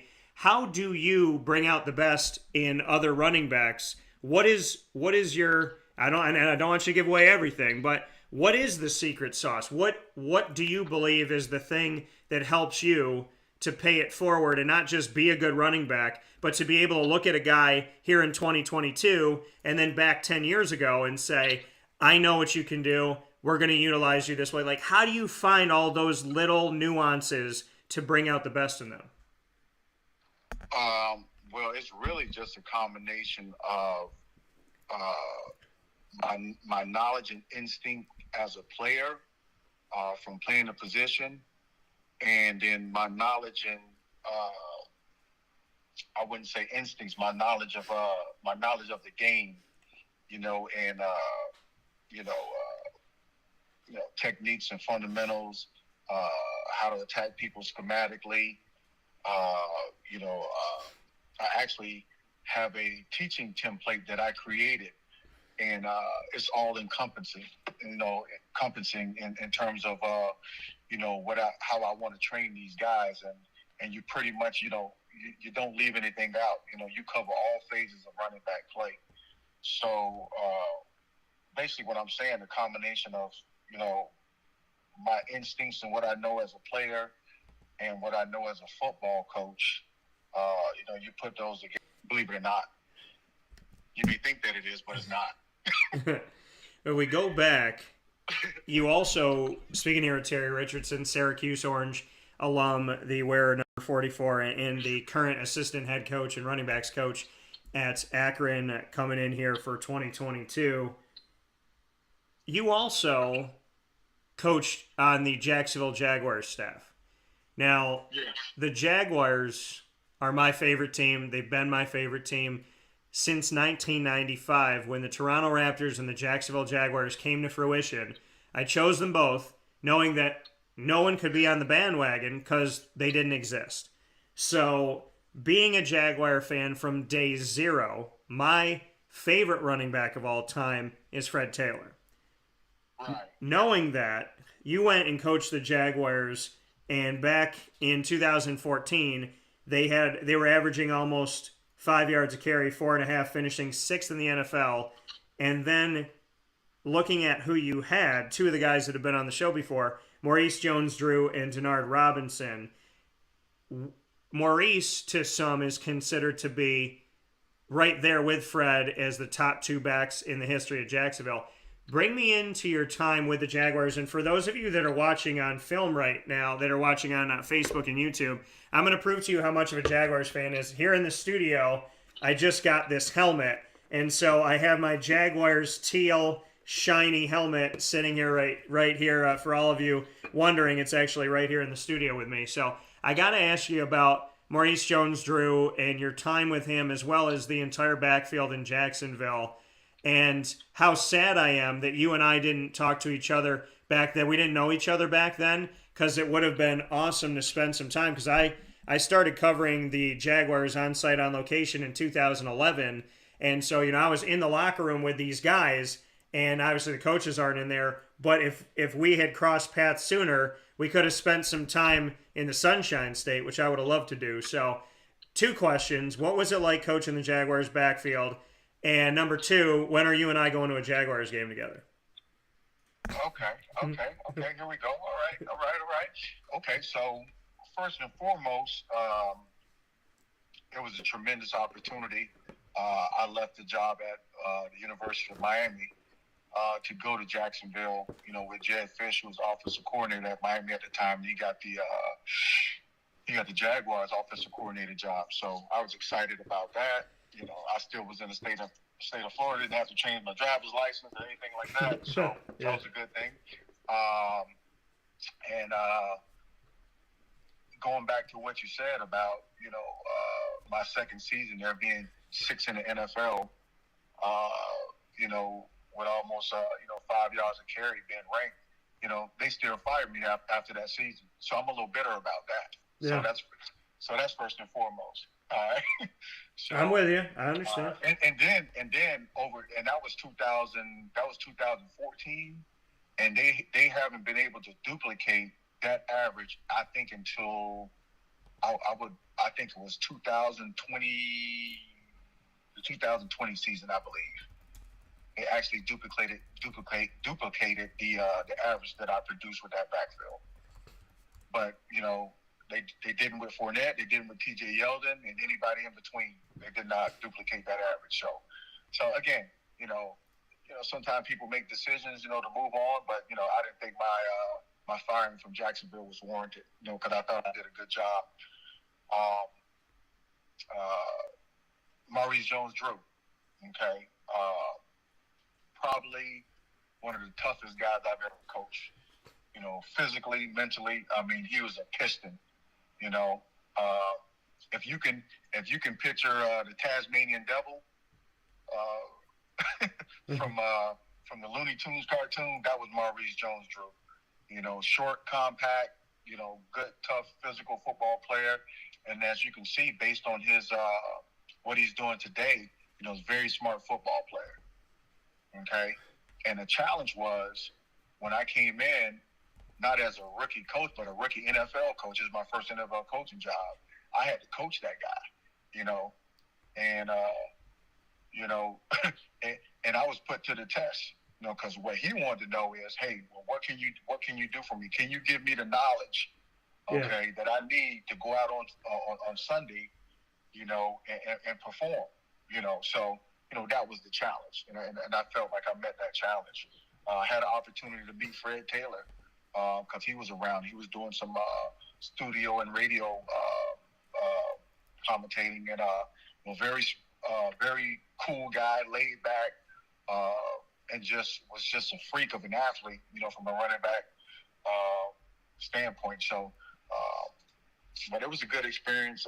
Wake Up Call with Dan Tortora on wakeupcalldt.com, your one-stop sports shop. Again, you know, Shad Khan's a great owner, good guy. You know, I wish them a lot of success, and hopefully they can get it going because they haven't been able to, you know, have any type of consistency within that organization over the last, I would say, 12 to 14 years, I would think. Yeah, no, and it hasn't been, and like you said, the rushing attack has not either. So, you know, I'm okay with saying what you said. You know, should have never let Terry Richardson go. I'm good with that all day, every day. So, you know, I mean, I know some moves that have been made in recent history by the Jaguars that I don't agree with, and you being on that staff and doing the work that you put forward, consistency is key, and they haven't had it. So, you know, I would have loved to have had that continue. And to speak about the NFL, we did have a question come in that I want to make sure that I get to, because I made promise here, and I keep those promises that I made here. And one of the questions that came in from one of the listeners and viewers right now wanted to get some advice on the goings on of the NFL itself, and you know what you would say to prospective players. So I would definitely like to get your thoughts on that. So speaking here with Terry Richardson on Wake Up Call with Dan Tortora, where sports meets that thing called life, and very happy to have Terry here on the show. So Terry, you know, the question that came through here had to do with what type of advice you would give to a player to prepare themselves. I know you spent some time in the NFL with a few different teams, and just what, you know, type of knowledge you can give to this. And it was, what advice would you give a young man entering the NFL to prepare himself mentally, physically, professionally, and maybe most importantly, financially, for the future after their NFL career is concluded? Well, the thing about it is when you come into the NFL, to me, there's kind of like three categories. There's the established guys. There's the guys that kind of like been in the league, you know, that's, you know, maybe like you know, just getting to their second contract, and then there's you, the rookies coming in. All right, coming into the league, you can't think you're one of those guys. You understand what I'm saying? Yeah. And then, you know, a lot of times you're in a situation where you've never seen that type of money. Okay, so from a financial standpoint, don't think you're a guy, you know, that's been invested in the league and he's making millions and millions and millions, and you kind of want to do what he does. You know, I think the key is, you know, you come in, you know, into the league, you start making your money, you just want to live comfortable, you know, and you want to be smart, and you want to put your money away. All right. And they always say the second contract in the NFL is where you start to get your money. Then you can branch off a little bit more, you know, maybe get a bigger house or whatever, you know, but just be smart, you know, and, you know, kind of frugal with your money. And so that's the big advice I have for guys, you know, from a financial standpoint. From a football player standpoint, you know, you just got to go in with the attitude, you know, put your ego aside that you want to be a sponge and you want to soak up the knowledge, you know, that guys have been in the league and they know about the league from an administrative standpoint and also from a football standpoint. That's what you want to do. You know, a lot of these guys go in, you know, they were the man in college and they got drafted high, whatever. They come in, you know, whatever, with an S on their chest, you know, like they're Superman. You know, don't do that. You know, you got to have a lot of humility in what you do. And I think those are the guys that, that last in the league, and when they're done in the league, they still have a lot of money to kind of sit on and branch off and do other things, because usually, like I say, the average is what 3.5 years or whatever. Yeah. 3.5 to 4 years. So you come in the league where you're like 23 years old.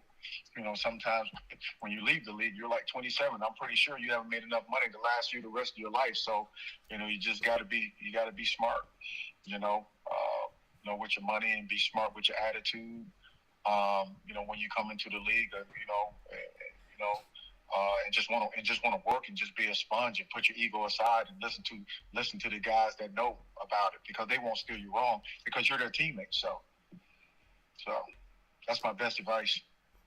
That coming here from Terry Richardson, Syracuse Orange alum, Akron Zips assistant head coach, as well as running backs coach here for the 2022 season, coming in with an opportunity to do some good things inside of the MAC and, of course, beyond that. Terry, final point here, taking a look at the future schedule for Akron, looking at non-conference play and whatnot. This season that you're coming into, the Akron Zips, you have a very eventful non-conference. 3 games on the road, at Michigan State, at Tennessee, at Liberty, and then in 2023, you'll go on the road at Temple and Philly. You'll get Kentucky. You'll be at Indiana. In 2024, at Kentucky, at South Carolina. You have a 2025 at Nebraska, at UAB, Kentucky again on the road in 2026. So the schedule is stacking up, and you get to start your time here at Akron in 2022 with the opportunity to go on the road to the Big Ten's Michigan State, the SEC's Tennessee, and Liberty, who will be joining a conference soon, but Liberty, who's been independent. Just what your thoughts are on the gamut that you get to run through in this first season at Akron. Well, the best thing about it, you're going to find out quick where you're at. Yeah. From a football team standpoint, there are going to be some tough games. Every game is tough. But that the front half of that schedule is kind of loaded up. You got a Big Ten team in there, very good Big Ten team, and then you got a middle of the pack SEC team. Which is not bad. So it is what it is, man. Anything is possible. The biggest thing we got to do is just make sure we control ourselves and do what we need to do, and play the game the way it's supposed to be played, and let the chips fall where it may. Crazier things has happened, Yeah. So we'll see. And that's a great way to put it. So I like it. I'm excited about the opportunity that you have ahead of you. Love the fact that we got to go all over the place in your history. I feel like we've been on the phone for 5 minutes and barely scratched the surface, Terry. So, for me, always love having you back. Love being a part of this. And, more than anything else, I feel so pleasantly thankful that, we started off this conversation with, you referring to us as having a bond and having a friendship. So, more than anything else, that means the most to me, and I would love to have you back on here soon to just continue to, pick your brain and look at history. I'm very, very moved by what you've done on the field and what you're doing as a coach. I love that you're tenacious and getting after it, and that this is something that you still get hungry for. And so, the friendship, like I said, means the most, and having you on the show, I never feel like I have enough time with you. So, as always, I appreciate it, and I'm very thankful for it. Hey, I appreciate you too, man. What people don't know is the carousel that me and you went through to get me back on. Yeah. Right? Yeah. Stop making it so hard on me, Terry. I know you were a busy man. I'm busy too. But, Terry's like, hey, let's do this. Okay, let's wait a month. Okay, let's wait. Let's do this day. Okay, let's do this next week. Okay, can we do it after that day from the day that I gave you the day? I'm like, man, Terry, I'm going to send you my schedule and show you what I got to do. So. Hey, I promise you, man, everything was legit, man. It was like things coming up that I couldn't avoid. So it was just crazy, But again, when you got a boss and you're marching to his beat, man, it is what it is, So, and again, I had to get things okay with them also. You know what I'm saying? So, and then when I did that, I got back to you and we made it happen. So, I'm always be honest and upfront with you, man. I'm gonna keep it real with you, man. I know. I know. And listen, as long as we find that we carve out that time together, that's all that's important to me. And more than anything else, Terry, I really do value our budding friendship, and I look forward to building that bond with you, because that to me is something that, it kind of leaves me speechless. So thank you for that. No problem, bro. So guess what I'm doing right now? What are you doing? I'm actually sitting in my car outside the Millennium Mall in Orlando. So I'm on spring break. I'm on vacation right now. So after spring break, we start spring ball. So I'm gonna go in and do a little shopping, man. You want me to pick you anything up? Yeah, man. And listen, that's my second home down in Orlando. I'll be down in May. I was just there in February. But Millennium Mall, I lived down there for about almost a couple of years, and I love Disney. I love all that stuff. Don't open that door, Terry, because now that you offered on live radio and video, I don't care if it's a keychain, bro. You got to figure something out. I mean, there's got to be. I'm a Jaguar fan, and I love Disney. My favorite character is Pluto. But I'm going to tell you this: if you can find something Darkwing Duck, then that means like you're some like Swiss Army knife SWAT, like Black Ops agent, because you can't find any Darkwing Duck stuff by Disney anymore. But it, don't open that door to the Millennium Mall without coming through for your guy, man. All right, man. I hear you. All right, be good with yourself, and I look forward to talking with you soon. If there's something up here that you're looking for to reminisce about history, you let me know, and I'll pay it forward. All right, will do, brother. All right, man. Be good. You too. All right, later. See you. That coming from Terry Richardson once again. Man, you gonna be down in Orlando saying you want something? Yes. So the answer is always yes, man. Yes. So, everybody knows how I feel about Disney and Marvel and that whole world down there. So yeah, Terry out here at the Millennium Mall asking if I want anything. Yes, times 12. So. Hoping that everything's well, and just very, very honored to have Terry in my life, and it really does. And it's funny because you don't see it, you, the listener and the viewer and all that. Somebody says, "Oh, get this person," and then they want to like snap their fingers and it happens. It's hard, I waited years to speak with Qadry, who was on the show today, and I mean. There's people that you lose touch with. There's people that you don't have a contact to. There's people that, maybe had a bitter taste from the media and how they were treated 20 years ago, and they don't want to talk to anybody, and then you have to show them that you're different.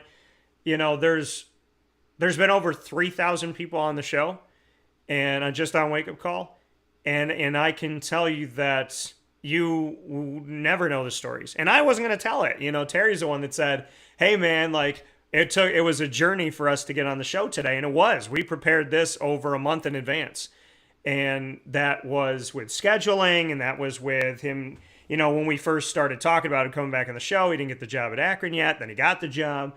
So y'all have no idea what it takes to be a broadcaster and run a multimedia company unless you've done it. And even if you have done it, you don't do it like I do. And so. It's like how Terry ran. How Terry does it is how he does it. How I broadcast is how I broadcast. And I pride myself on the work that I do. And people have no idea. You just sitting in the studio all cush, enjoying your life. You just turn the mic on and you get to go to all these NCAA tournament games. I'll pour you. People have no idea what it takes to run a company unless you run a company. So,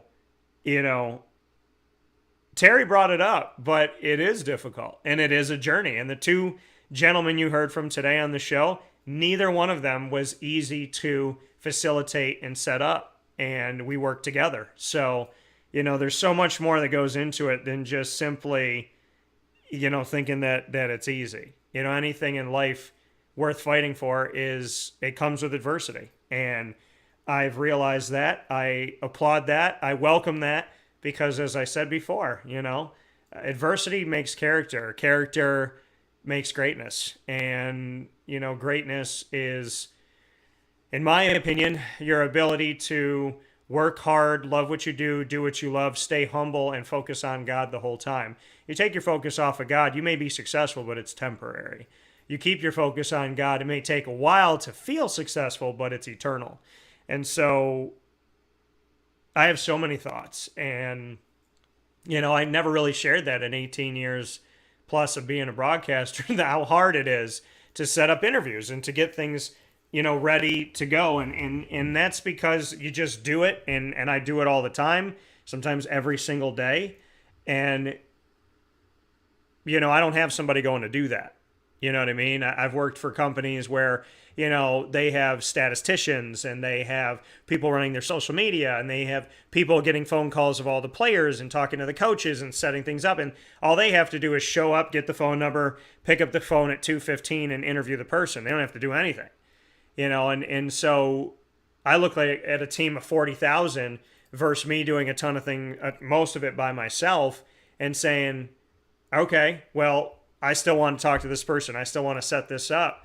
And, you know, it's grassroots, and I love it, and I appreciate it. I love the fight, and that fight in me is always here. And life is not perfect, and we all have our moments, but you can't ever back down, and you got to keep believing. If I didn't believe in myself, believe in my mission, believe in my desire and my want to, Qadry and Terry wouldn't have been on the show. And to have Qadry and I speak for the first time and feel like we're already, he's like, hey man, yeah, let's get together. Like, let's do this. You know, I feel that's genuine. And to start the show off with Terry, I had no idea he was going to be like, hey, I feel like we bonded when I came on the show. And to have, and for him to say that to me, to say, hey, you know, I feel like I bonded with you. Like, we have a relationship. You know, we're connected now. That is amazing. And it's life-changing. It's life-evolving. And it's a testament to how great God is. So I always say I do 0.000000000000001% of the work. God does the rest. And I love our team. So I do everything I possibly can, but I give it all to him. And, you know, if you only knew behind the scenes just how much work goes into it, you would know how much I love this. And I think people that know me know that without a doubt. So with that being said, we're going to take a step aside for a fast break. When we spin back around on Wake Up Call with Dan Tortora, we'll wrap up today's show with the ingredients to success, proudly brought to you by Avicoli's on the corner of Route 57 and Wetzel Road in Liverpool, New York. Open for you every Tuesday through Sunday for lunch, dinner, and drinks. And, of course, drink responsibly. And make sure you support local and support CNY at Avicoli's. Try their margarita pizza, which I just had a few days ago, which is tremendously, insanely awesome. I want that. Like that, if you gave me an Avicoli's margarita slice when I'm at Disney, when I'm in Hawaii, when I'm in California, when I'm in Pennsylvania, when I'm sitting here, wherever I'm at, that slice is always welcome to be on my plate. So make sure you head out to Avicoli's today and get a slice for yourself, as well as all of their awesome favorites. We'll take a step aside inside the Cafe Kubal Studios, come back with the ingredients to success from Avicoli's right after this.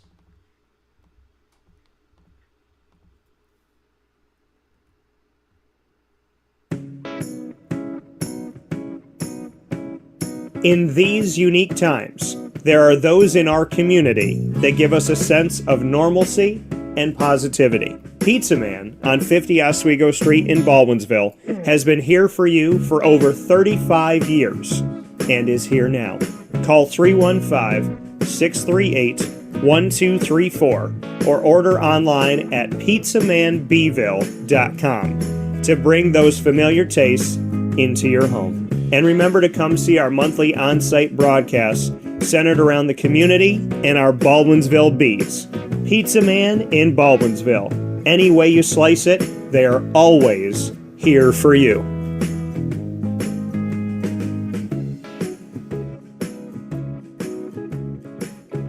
This is Jimmer Sikowski, owner-operator of Chick-fil-A Cicero, 7916 Brewerton Road in Cicero, right in front of the Home Depot.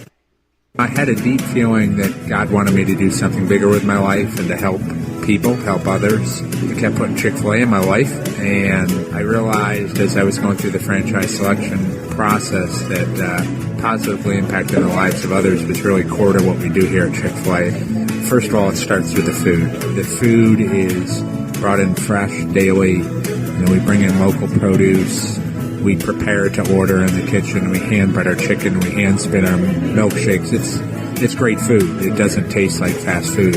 I think the second thing is the way people feel when they come in a Chick-fil-A restaurant. It's different. We try to treat people with intentional kindness here, which is very different and deeper than good customer service. And so I think it feels remarkable for most people to come in a Chick-fil-A restaurant. And then lastly, the impact that we try to have in the community is very different. It's a big part of the expectation of every operator of a Chick-fil-A restaurant is that they're actively engaged in their community, they're a leader in the community, and they're making a difference. When they realize that what we're striving to do is to shine a little light in their life, that's a very, very different experience than you will have in any other quick service restaurant. And it's that remarkable experience that I think people will emotionally connect with. I'm George Townsend of Honda City with some good advice when buying a new car. The true cost of owning a new car is determined by the appraised value when you trade it. No vehicle appraises higher than a Honda. Next, look for low APRs and deep discounts. You also want low maintenance costs and great fuel economy. That's why my advice to you is to buy a new Honda. Looking pre-owned, visit our Honda Certified Used Car Center. Honda City, 7140 Henry Clay Boulevard, Liverpool, or HondaCity-CNY.com. It would be a pity if you don't shop at Honda City.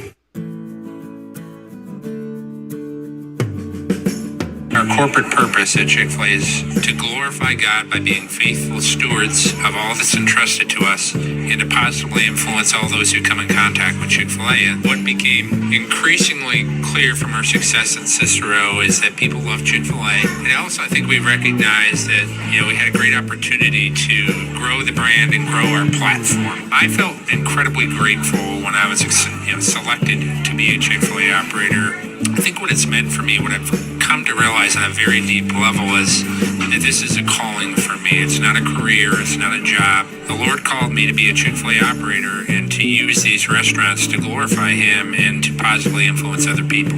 I'm blessed. I'm very blessed. Head to Chick-fil-A Clay on 3974 State Route 31 in Liverpool, New York.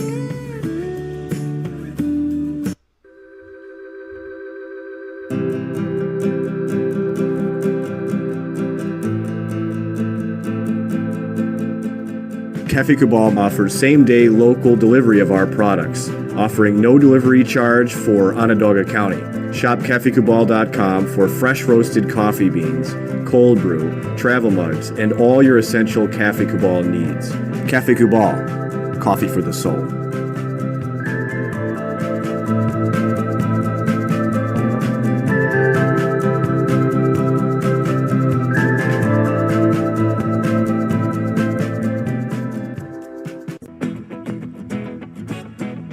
This is Amy from Mother's Cupboard, home of the whole frittata. We are open daily 6 a.m. to 1:30 p.m. For takeout orders, call 315-432-0942 and tune in to Wake Up Call with Dan Tortora for our monthly food challenge and try our Wake Up Call signature menu item available 7 days a week.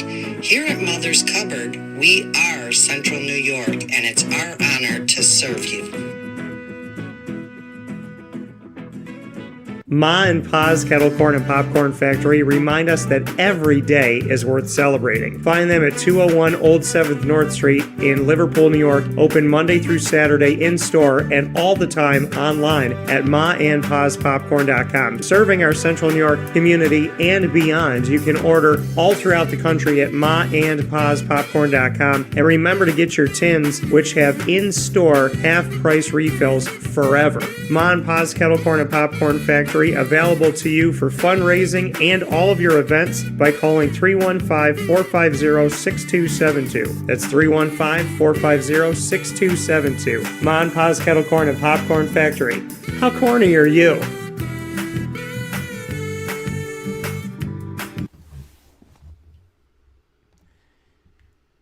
The Millhouse Market, located on 3790 New York 13 in Pulaski, New York, is worth the drive every single time. Make sure you make your way out to the Millhouse Market today and every Tuesday through Sunday for breakfast, lunch, and dinner. The Millhouse Market, paying it forward in such an incredible way in their general store with local products from local companies, including soaps, syrups, as well as honeys, jewelry, and so much more for your home to decorate your house, as well as seasonings for your kitchen to spice up your food. So make sure you head out to the Millhouse Market's general store. Of course, their indoor dining bistro menu, which changes every week, and their drive-through window where you can grab your food and go. The Millhouse Market coming to you on the Millhouse Market app, which you can order from anywhere. And once you set that order on the Millhouse Market app that you can download from the Google Play or Apple App Store, it will give you contactless pay on the app, a map of directions from wherever you are to the Millhouse Market, and you can also tip on the app as well as connect with the Millhouse Market by them giving you an approximate time of when to pick up your food and let you know when everything's going to be ready for you. So make sure you download the Millhouse Market app today to have everything at your fingertips, extremely user-friendly, and a fantastic way to connect with our community and to upgrade your taste buds. So make sure you head out to the Millhouse Market today, 3790 New York 13 in Pulaski, New York. Worth the drive every single time. With that being said, on Wake Up Call with Dan Tortora from inside of the Cafe Kubal studios, we are here and you are here for the final piece of every Tuesday show, which is the ingredients to success, are the ingredients to success, proudly brought to you by Avicoli's on the corner of Route 57 and Wetzel Road in Liverpool, New York. Today's ingredients to success topic is what it's what do you consider okay in your life? Today's topic for the ingredients to success, what do you allow? Right? What do you allow in your life? And the question of that is, when someone abuses you, right? When someone's mean to you, when someone is not clear with you, when you feel like you're being mistreated or you feel like there's a special set of rules that's reserved for you, but not in a good way, what do you allow in your life? Do you ask questions? Are you willing to stick up for yourself? Are you willing to say when enough is enough? And are you willing to tell people what you fight for, what you want out of your life? What do you allow in? Do you allow people to stress you?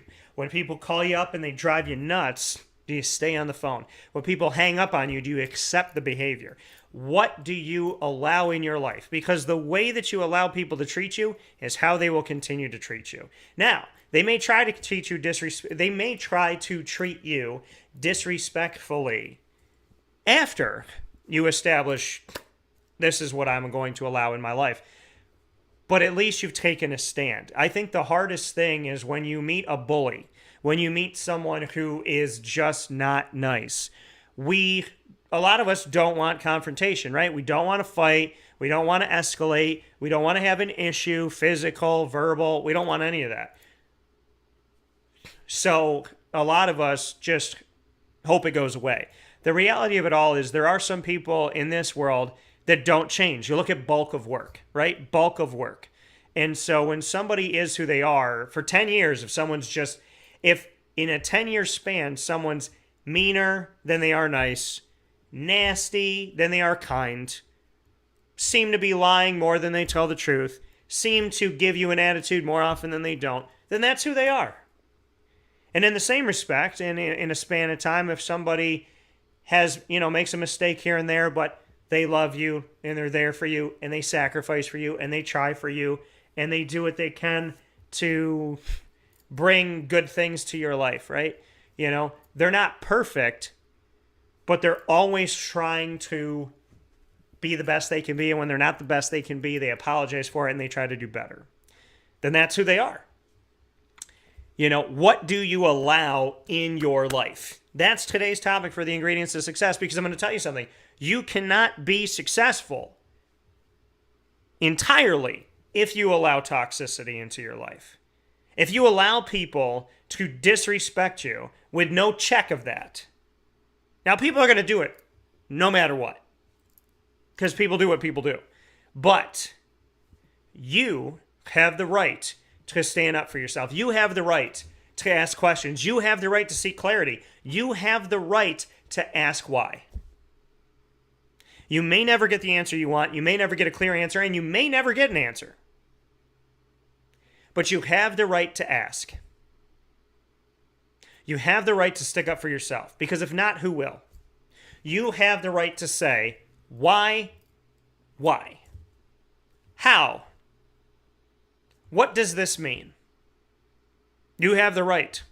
Because what you allow in your life, because I look back in time, and 10 years ago in my life, there were people that were absolute jokes at how they treated people. Absolute jokes.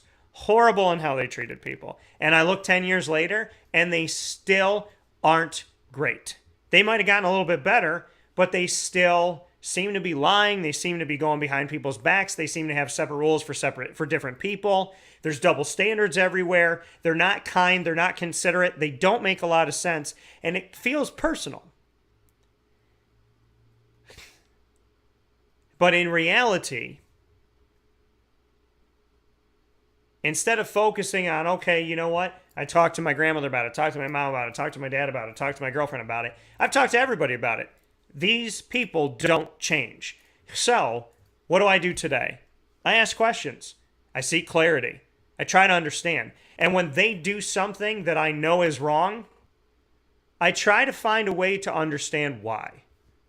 And after a while, you've realized they're never going to be better. Their mediocrity is where it is. People like that don't rise in life because they end up burning the bridges around them. And, you know, I talk to people who have bosses who tell them to be on time and the boss is always late. Tell them that they can't go on vacation and the boss is on vacation every day. Tell them that they got to do a million things while the boss sits in his office as he eats a sandwich. Tells them to take one for the team while the boss is at home eating dinner on time and everybody else is working late.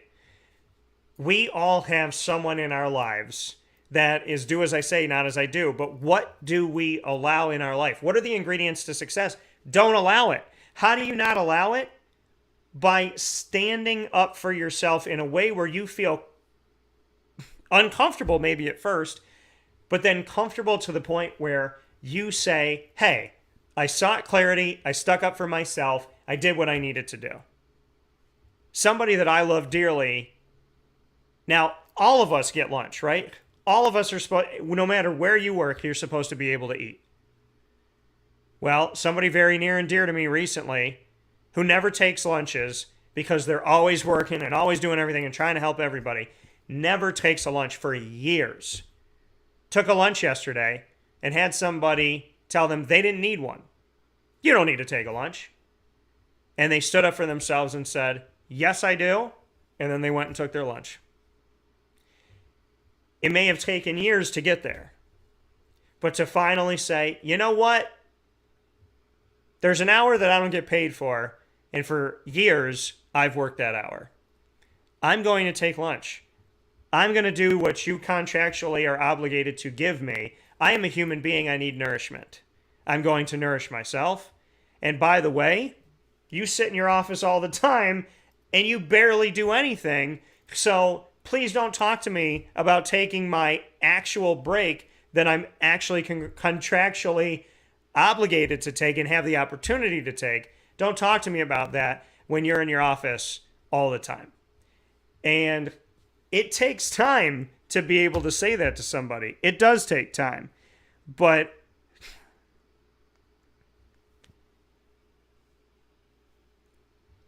you have to find a place where you're not afraid to, when you know something's wrong, you can't be afraid. You can't be afraid. Because the world we live in today, the people that are afraid and aren't saying anything, they're not helping. They're not helping. I'm not saying put yourself in danger, but we're watching the Kardashians, Ukrainians are dying. What's more important? You know what I mean? And, well, I'm afraid. Well, I'm afraid. We have a president, no matter who you voted for, we have a president who's telling you as a business, make sure you keep your business safe from cybersecurity. Bro, that's your job. Why don't you do something about this country that, how about you make sure that this country that is seeking evil power doesn't get it? Don't ask us to do your job. Do your job. And that's not me being political. That's me saying, don't be a leader who doesn't lead. Don't be a boss who tells your worker they can't take lunch when you're sitting there eating cake. Don't tell me that I can't do an interview with someone when somebody just did it a week ago and it broke your policy, and now you're telling me I can't do it when somebody else just did it, but I didn't break the policy, but they did break the policy. I waited to do it. I followed the rules and I can't do it. The people that didn't follow the rules, they got to do it. And when I ask for an explanation, I'm not going to get one because you're not going to tell me that you let somebody bend the rules, even though everybody sees that you let somebody bend the rules. But what is worth it to you? To stick up for yourself in some respect and say, hey, you know what? As a business owner, I think the government should implement plans to protect me. Hey, as a worker, I believe that I shouldn't have to ask to take my lunch. Hey, as someone who, is trying to set something up and conduct an interview, I followed all the rules. I waited my time. I stood in line. I'm not waiting any longer. We as people and as a community cannot sit idly by and allow things in our lives, because the more you allow, the more comes. And it only gets worse when you've allowed that, right? When you allow abuse, abuse becomes higher. It doesn't become lower. It becomes more daunting, not less. When you let somebody take an inch that takes a yard, that takes 2 yards, now they got the whole field. So what are you going to allow? Now, there is etiquette. There's a way of dancing the dance. Ask a question, get an answer. Don't like the answer, but at least you asked. Instead of just accepting the fact that this person has blatantly broken the rules and created a double standard world. People pretend that they're not intelligent enough to see that what they've done is wrong. And that's ridiculous. And I think the ingredients to success of what you allow, don't allow it. Be willing to ask questions. Be willing to stick up for yourself. Now, I'm not saying go out there and lose your job. I'm not saying go out there and blow up the earth. I'm saying go out there and just ask questions. Play dumb and ask the question. I don't want to say play dumb and ask the question, but you know what I mean? It's like, if you know that it's wrong, you still have to find a way to ask the question to understand or to see if they'll even tell you any form of truth. But, it's not play dumb, but you know what I mean? It's kind of like when if you know someone cheated on you and you go to them and you give them an opportunity to tell you the truth, in a way you're playing dumb because you already know, but you're also seeking to see if what you're surrounded by has any merit or value or moral or care or remorse, so in order to understand people that we are not like, we have to put ourselves in uncomfortable situations sometimes and ask the questions, because when we know something is wrong in society, it's not okay to leave it alone. When it's wrong, it's wrong. If you have an infection in your leg and you leave it alone, it grows and it gets worse and you could have to amputate. So why leave an infection in your life that could grow and get worse and take something from you? Don't. Your ingredients to success: stick up for yourself respectfully. Be kind. Don't swear. Don't call people names. Don't yell. Be calm. Be clear. And let people know that just because they want to abuse you, because they've abused God knows how many people, does not mean that they can. And that you see it, you understand it, and you won't stand for it. Because nothing in life is worth gaining if you have to lose yourself. And those are your ingredients to success. Proudly brought to you by Avicoli's on the corner of Route 57 and Wetzel Road in Liverpool, New York, minutes from Liverpool High School. And of course, Avicoli's is where we have our live on-site monthly broadcast with the Liverpool Warriors. You can come out and see them every single month and find out when they're going to be there by finding us on Facebook at Wake Up Call DT, Twitter at Call DT, and Instagram at WakeUpCall_DT, which are each of the avenues that we will utilize to get you that information first and foremost. So make sure that you're connected with us on there. And thank you so much for everybody that has connected with us on social media, as well as come out to our shows at Avicoli's, supported Liverpool High School, Liverpool Athletics, and of course Avicoli's, in supporting Central New York and the local community. Big ups to Avicoli's for all they've done in our community for decade upon decade, and thank you to you for helping to make that possible by supporting them. Tune in live to Wake Up Call with Dan Tortora every Monday through Friday from 9 a.m. to 11 a.m. Eastern Time.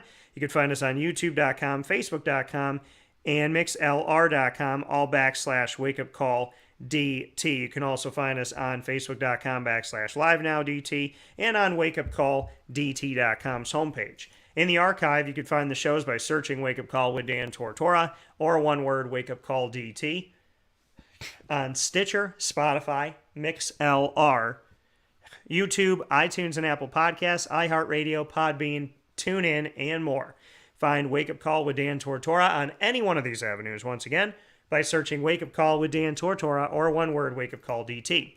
A big thanks to our Central and Upstate New York partners and beyond, Cafe Kubal, Carvel DeWitt, the Wildcat Sports Pub, PB&J's Lunchbox, Canine Camp Dog Daycare, Avicoli's, Ma and Pa's Popcorn.com, where you can order from Ma and Pa's every single day of the week, all throughout the country. Ma and Pa's Popcorn.com. Get your popcorn ready and kettle corn ready for the upcoming NCAA tournament games and NIT games and CBI games for men's and women's basketball. Canine Campground Dog Boarding, Millhouse Market, Pizza Man, Honda City of Liverpool, Chick-fil-A Cicero and Chick-fil-A Clay, Victory Sports Medicine and Orthopedics, and Mother's Cupboard. And of course, we are the proud multimedia marketing partner exclusively for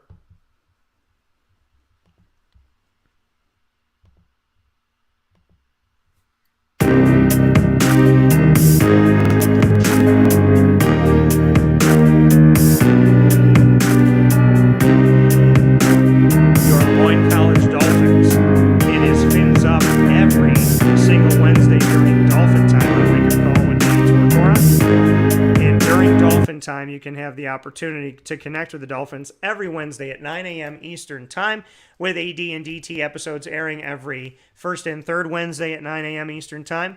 And every second and fourth Wednesday, we have the Dolphin Dive, where we dive into stories from student athletes, coaches, staff members, as well as future Dolphins and alumni. Find all the stories with our Lemoyne Dolphins and more by going to youtube.com/WakeUpCallDT and clicking subscribe, clicking on the Lemoyne tab on WakeUpCallDT.com, and of course, always connecting at LemoyneDolphins.com.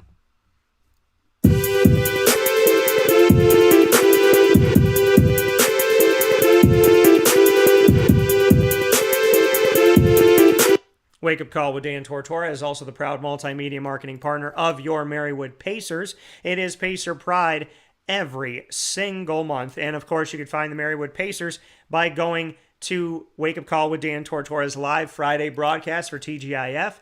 Every single Friday around 10:30 a.m. Eastern Time, you're joined by your Marywood Pacers, featuring opportunities with Marywood University President, as well as the Executive Director of Athletics, student athletes, and coaches. Our Pacer Pride episodes are airing on the Marywood tab on WakeUpCallDT.com, the library there for you 24/7. And of course, you can also find our Marywood content by subscribing to our YouTube channel on youtube.com/WakeUpCallDT. So we appreciate seeing you there. And of course, you can always go to MarywoodPacers.com for more information.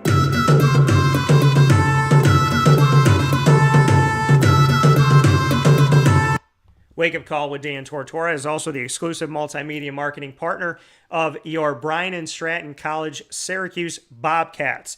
It is Bobcat Buzz every single month on Wake Up Call with Dan Tortora, and we have some fantastic Bobcat Buzz exclusive episodes going to be airing over the next couple weeks with athletic director and men's soccer head coach and national champion Nick Dmitrievsky, as well as assistant AD, women's soccer head coach and national champion Alex Grigorita, joining me from Bryan and Stratton College in Syracuse.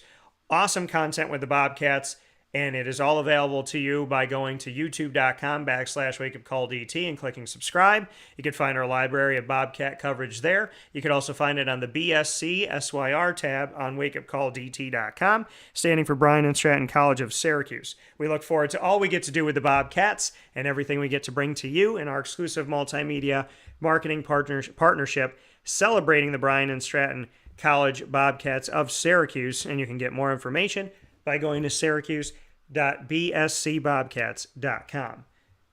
With that being said, here on Wake Up Call with Dan Tortora, where sports meets life, I want to thank my incredible guests for being a part of the show today and appreciate you on Facebook, as we were on 2 different videos here. YouTube, we streamed all the way through, and MixLR all the way through. So thank you to Qadry Ismail, as well as Terry Richardson of Syracuse football history. Shout out to Qadry for being a Super Bowl champion, for everything he's doing as a father and as a husband, and for the work that he's put together with missile training and so much more. A big shout out to Terry Richardson for his time at Syracuse, as well as everything he's doing as a coach, and now with his new opportunity in his 3rd stint with Joe Moorhead to now be at Akron with the Zips, with their college football program inside of the MAC. For some MACtion, make sure you check out the Akron Zips this season, as he is the assistant head coach and running backs coach. And a big thanks to Avocolis, as always, for all that they do in the community. And, of course, for the ingredients to success, proudly brought to you by Avocolis on the corner of Route 57 and Wetzel Road in Liverpool, New York, minutes from Liverpool High School, and the home of our Liverpool Warriors exclusive sit-down broadcast featuring the Warriors every single month. In the meantime, from the Cafe Kubal Studios, head out to 324 West Water Street, as their location is back open in the Creek Walk Commons. I will talk with you all soon. God bless, no stress, do your best. You know our social media. We'll see you there. And of course, make sure that you join our second chance bracket with an opportunity to bring home some kettle corn for you and the fam. That is all through Ma and Pa's Kettle Corn and Popcorn Factory, and the information is on Facebook at Wake Up Call DT, Twitter at Call DT, and Instagram at Wake Up Call _DT. As always, take care of yourself, be good to yourself, and we'll talk soon. God bless.